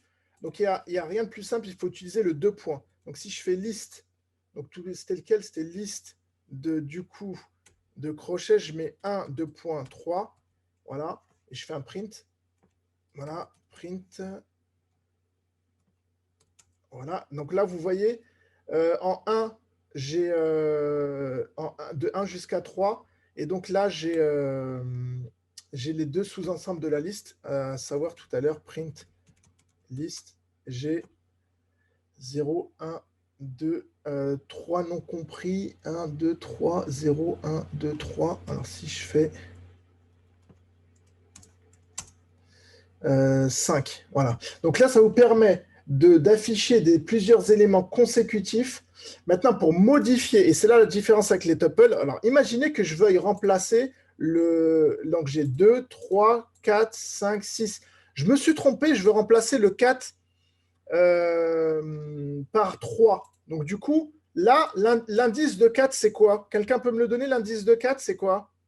L'indice de 4, c'est 1. Merci, super. Donc je vais faire liste de 1 est égal à 3. Je fais entrer. Et là, je reviens sur print list. Et là, du coup, il est bien passé. Voilà. OK? Donc là, ce qui nous permet en fait, là on est sur modifier un élément, ce qui nous permet en fait d'appréhender la fonction append. Donc si je fais list, je vais l'agrandir, je vais faire append. Append, c'est très utilisé en informatique, c'est simplement pour le verbe en français, c'est pour concaténer. D'accord? Alors pourquoi 1?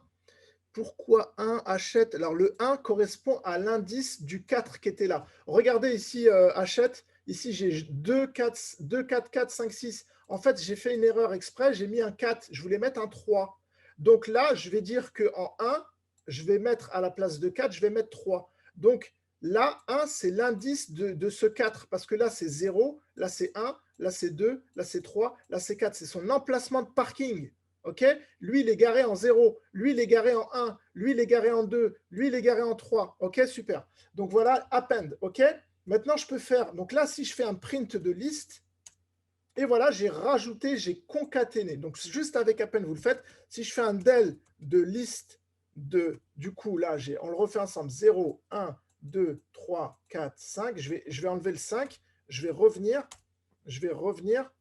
comme j'étais avant. Et si je del, je ne sais pas moi, le 3 par exemple, ok, regardez ce qu'il va faire. En fait, il a viré 2, 3, 4, il a enlevé le 5. Pourquoi il a enlevé le 5? Parce que 3, c'est 0, 1, 2, 3. C'était l'emplacement du 5. Et voilà. Donc là, avec append et del, on arrive à faire ça. On peut additionner et multiplier des listes aussi. Je peux vous le montrer. Sans perdre trop de temps, on va le faire. Donc, du coup, suite au premier terme U0. Suite de premier terme U0. Ouais, c'est une suite du premier terme U0, ce qui nous permet de comprendre que on a du coup,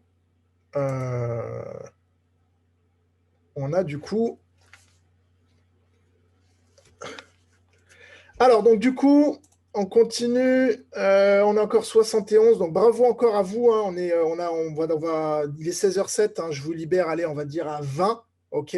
Vous aurez la totalité du cours. De rien, Papineau. Merci à vous d'être venu. Je comprends les contraintes. Ne vous inquiétez pas. Papineau, c'est enregistré. Je vais vous faire un super montage. Je vais enlever la partie comme ça, vous attendrez pas. Et puis, je vous ferai un super montage vidéo. Ça sera disponible dans les pages que je vous ai montrées. Je continue. J'espère que je ne parle pas trop vite. Vous m'entendez toujours bien? OK?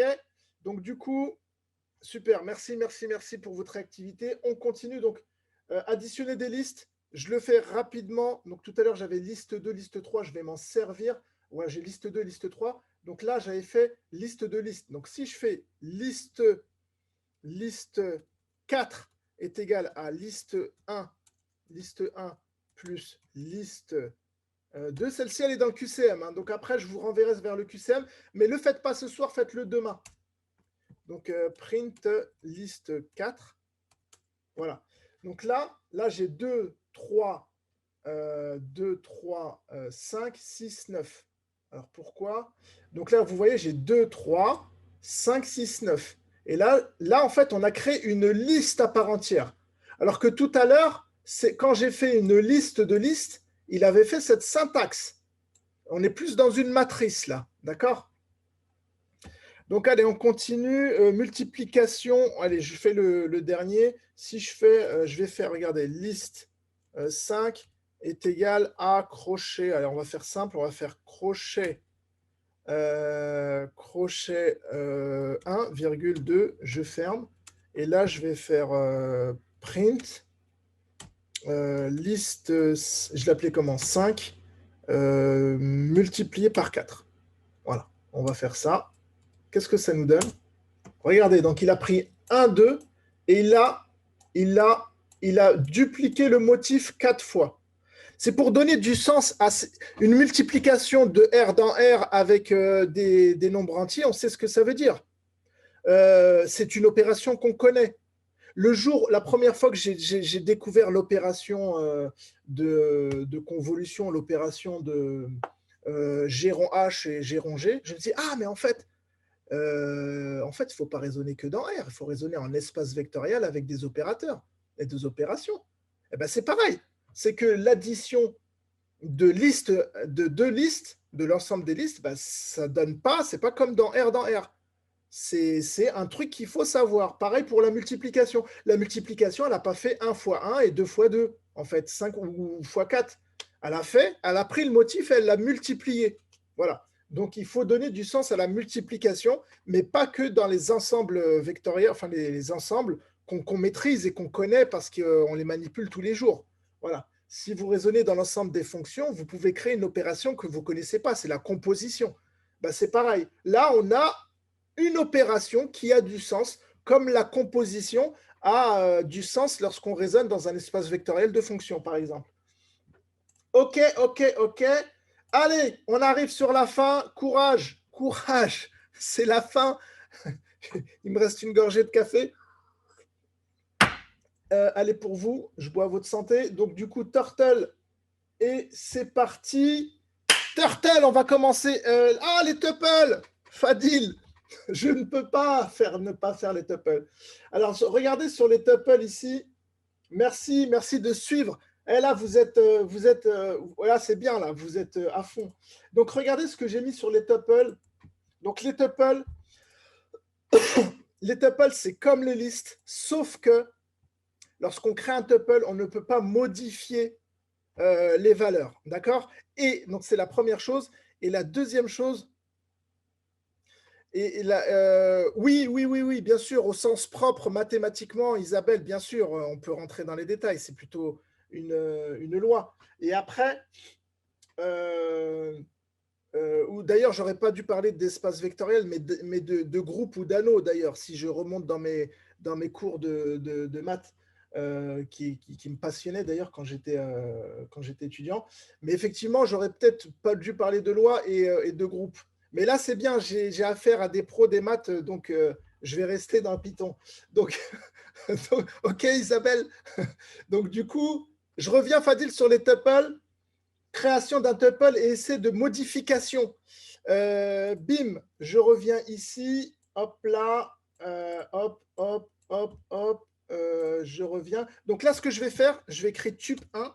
Et donc, deux choses à savoir pour les tuples. On n'utilise pas des crochets, on utilise des parenthèses et on ne peut pas modifier un tuple. La preuve. Donc, je fais parenthèse ouvrante fermante. J'écris du coup 1, 2, je me trompe, 4, 4. Ah zut, je vais modifier le 4. Donc, je vais faire tup1 de crochet 0, 1, 2 de crochet 2 est égal à 3. Voilà, et là, il me dit item tuple object does not support item assignment. D'accord? OK. Alors, je vous montre un autre truc. L'adressage se fait comment, l'adressage? D'accord? En fait, cannot assign to function call. En fait, là, les parenthèses, c'est pour appeler des fonctions. Et les crochets, c'est pour adresser des valeurs à l'intérieur de structures de données. Donc, c'est bien des crochets qu'il faut utiliser. Là, j'ai essayé d'écraser le 4 par un 3. Et c'est cette erreur que je dois retenir. Et cette erreur-là, elle me dit que je ne peux pas écrire sur un tuple. Donc, voilà ce qu'il faut retenir pour les tuples. Donc, maintenant, je passe sur Turtle. Et là, vous allez constater qu'on est obligé de quitter le terminal pour passer sur un fichier de script. OK, donc c'est parti, je passe sur Turtle. Et donc, du coup, c'est bon, pardon. Et donc, du coup, je vous fais une petite démo pour Turtle. Donc, du coup, je vais passer sur Lidl. Lidl, il est là. Lidl. Je vais aller chercher. Donc, je vais aller chercher ici. Je vais ouvrir mon petit fichier de démo que je vous mettrai en ressources. Donc, c'est simple, hein, ce n'est pas compliqué pour l'instant. Puis, de toute façon, si on suit, ça ne devrait pas être compliqué. Je vais ouvrir, du coup, mon webinaire. Et je dois avoir des fichiers Python. Non, ils ne sont pas là. Ils sont juste avant. Ouais, ils sont dans ressources. Carré. Voilà, carré, random couleur. OK, donc là, j'ai un bout de code. Voilà. Donc là, je vous présente d'abord Turtle. Donc, alors, Turtle, c'est le module graphique qui va vous aider à un petit peu à dessiner. Donc, c'est le module qui va vous aider à dessiner. On va le présenter très rapidement, Turtle. Turtle, c'est un module. Donc déjà, on a posé un mot, du coup, c'est quoi un module? Un module, c'est une bibliothèque externe. Quand vous installez Python, il y a des bibliothèques basiques dont vous allez avoir besoin. Il y a Math, il y a Random, il y a Turtle, il y a plein de modules. On les connaît quand on installe Python. Quand vous voulez faire des choses un peu plus sophistiquées, vous devez importer un module. Pour deux raisons. Un, il faut l'importer parce que vous allez l'utiliser. Et deux, il faut l'installer avant de l'importer. Donc, il y a deux choses. Il y a installer le module et il y a utiliser le module dans le code. Quand on fait import Turtle, je ne suis pas en train de l'installer. Je suis en train de dire Turtle, je sais qu'il est installé, je veux l'utiliser. Maintenant, pour l'installer, si vous utilisez une librairie qui n'est pas installée, ou si vous faites import d'une librairie et qu'il y a une erreur, ça veut dire qu'elle n'est pas installée. À ce moment-là, vous devez utiliser une commande qui s'appelle pip, PIP, espace installe, et là, vous allez l'installer. Je vous ferai la démo avant 20, il est 16, ouais, bon, alors 25, je vais finir. Donc là, ici, Turtle, ça vous sert à dessiner. Là, j'ai fait un carré très simple avec Turtle. Je vous présente les fonctions. Donc, Turtle, ça s'utilise comme ça. On importe le module, on utilise le stylo, et après, ici, on code. Donc là, je code, code, code, code. Et à la fin, j'écris turtle.done pour que la fenêtre ne disparaisse pas comme ça. Les fonctions que je peux utiliser avec Turtle, c'est aller tout droit, aller en arrière, aller à gauche en précisant un angle. OK, j'agrandis, pas de souci. Merci. Voilà. Est-ce que c'est mieux là, Olivier? Yes? OK. Donc ici, là, je vais utiliser en fait un certain nombre de fonctions. Il n'y a pas besoin de tous les utiliser. Tout de suite, là, avec forward, backward, left et right, vous pouvez déjà travailler et avec color. Donc là, qu'est-ce qu'on va faire? Ce qu'il faut savoir, c'est que Turtle, lorsqu'elle se déplace, elle va laisser une trace derrière elle. Parce que par défaut, vous avez le crayon qui est abaissé. Et si vous voulez ne plus dessiner, eh ben vous allez le lever. Mais par défaut, vous dessinez. Donc avec mon script ici, mon script qui est là, donc là, hop, là, il est où? Il est là. Je vais faire un run. Et qu'est-ce qui va se passer? Je vais partager mon autre écran parce qu'en fait, quand je dessine, il est arrivé, il est déjà dessiné. Donc, je vais enlever le partage d'écran et je vais mettre ce partage-là. Donc là, vous voyez normalement mon écran. Là, vous voyez mon nouvel écran. Et du coup, hop, hop, hop, hop, là, vous allez avoir, voilà, Turtle qui va se lancer. Donc, attention, je vous la refais. Attention, 3, 2, 1. Donc là, je quitte Turtle. Donc, 3, 2, 1, bim, je lance Turtle, je lance le code. Hop, hop, hop. Voilà ce que fait le code. Donc là, le code que vous avez vu, si vous l'avez vu attentivement, qu'est-ce qui s'est passé? En fait, j'ai fait donc Turtle Pen. Donc, j'ai mis Turtle Pen dans une variable T. Depuis tout à l'heure, on a créé des variables. Donc, jusque-là, il n'y a pas de souci. Donc, après T, donc là, c'est le stylo, c'est le pen. Je vais aller tout droit en laissant une trace. Donc, Turtle, il s'est déplacé de là à là. Ensuite, j'ai tourné de 90 degrés. Donc là, il a tourné sur lui-même. Et après, je vais essayer de bien vous le mettre en évidence. Regardez, je vais faire que ces deux bouts de code. Vous allez voir que Turtle, il va regarder à sa gauche. Hop, hop, hop, hop. On va bien le faire pour bien le comprendre. Et si je fais ça, hop, vous voyez, là, il est parti tout droit et là, il regarde bien vers sa gauche. Donc là, je le répète 4 fois. Alors, dans ce cours-là, on ne va pas faire les structures de contrôle avec les boucles et tout ça, parce qu'évidemment, il suffit de faire un for ou un while, mais on ne va pas le faire, ce n'est pas le but. Et là, donc, du coup, si je vous le refais, voilà. Et voilà, tout simplement. Donc, voilà pour Turtle, c'est très intéressant, c'est très simple à utiliser, donc utilisez-le. Et puis, c'est la tortue Basic DOS des années 80. Ouais, Isabelle, on se rappelle. Moi aussi, je me rappelle, super souvenir en CM1, CM2, on faisait ça en primaire, je m'en rappelle. Mais je me souviens bien de la tortue.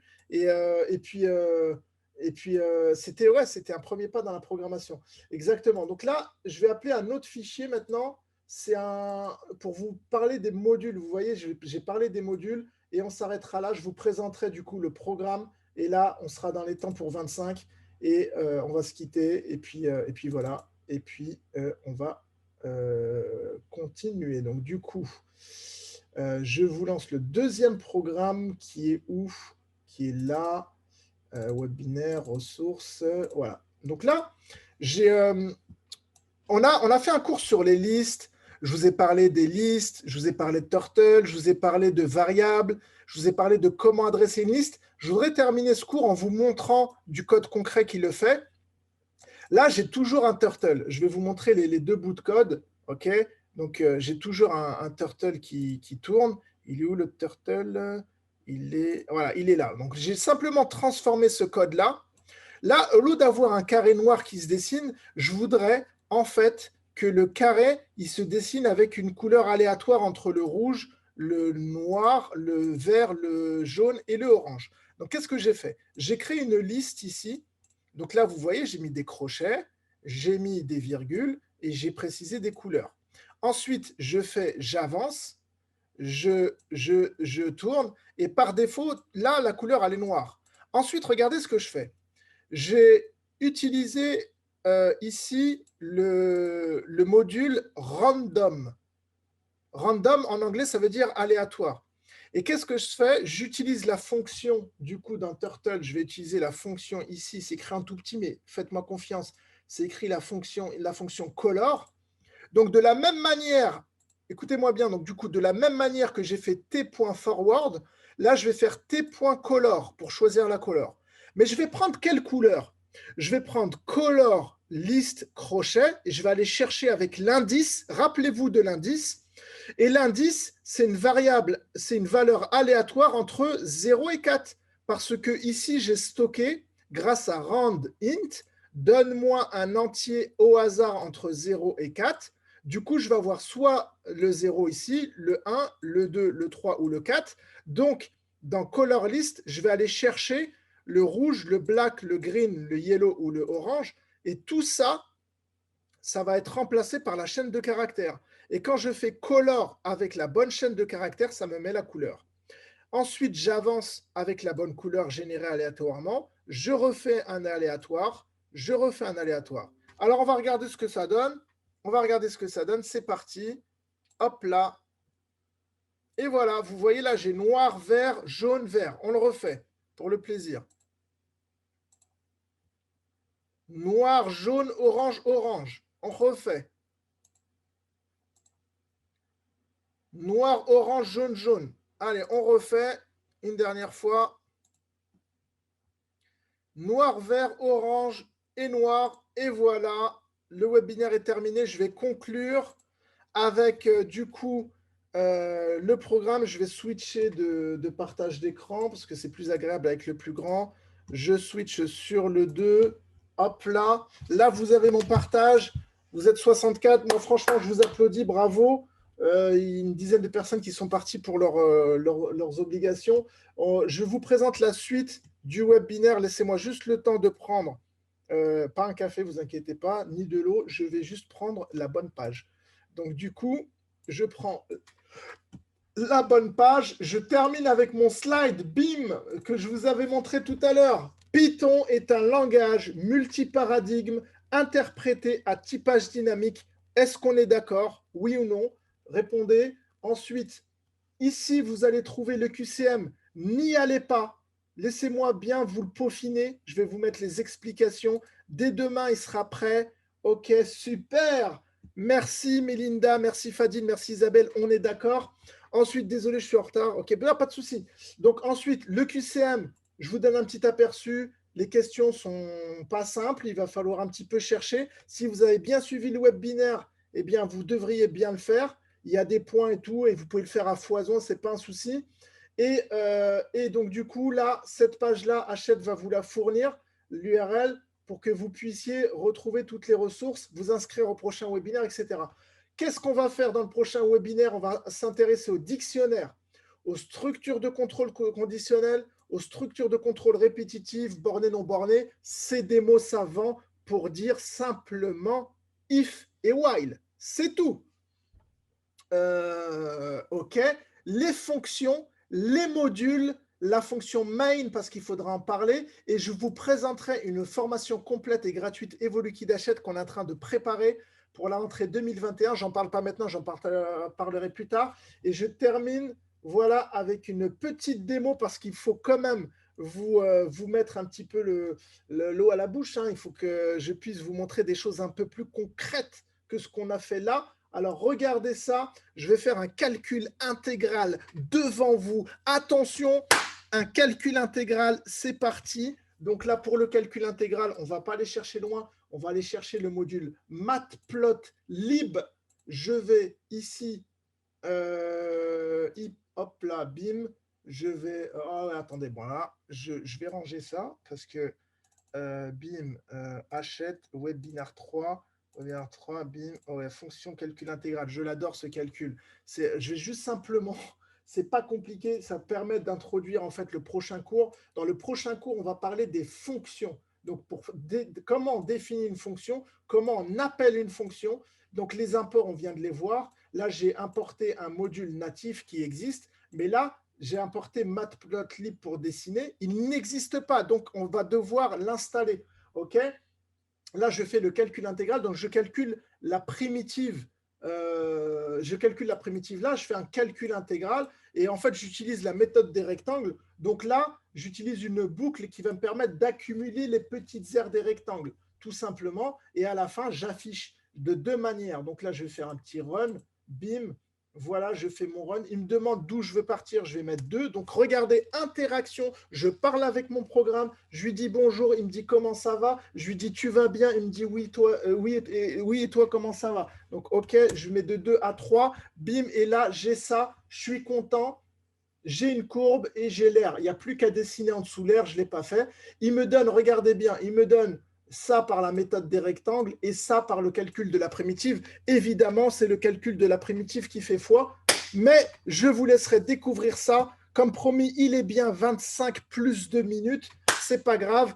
Je vous laisse du coup digérer tout ça. Comment être certain de pouvoir s'inscrire au webinaire 2 et suivant, avons-nous une priorité, nous participants? Vous inquiétez pas, j'ai paramétré le webinaire pour 500 personnes. Inscrivez-vous, il y aura de la place. Et vous pouvez même revoir le webinaire qu'on vient de faire. Encore une fois, bravo à vous d'avoir participé à ce webinaire avant les fêtes, alors sur votre temps perso. Je vous félicite. Je vous encourage à vous documenter. J'espère. Merci. Alors là, il y a un super message. Là, franchement, ça me va droit au cœur. Donc, j'espère que vous allez, j'espère avoir, moi, mon but, c'était de vous éclaircir l'esprit. J'espère que ça va mieux. J'espère que c'est plus clair pour vous. J'espère que j'ai démystifié quelques petits trucs. Je vous dis à tout de suite, enfin à demain sur le QCM. Je m'occupe de la suite et je vous dis bonne fête si je ne vous vois pas. Merci à vous. À bientôt. Bon courage et profitez bien. Ciao.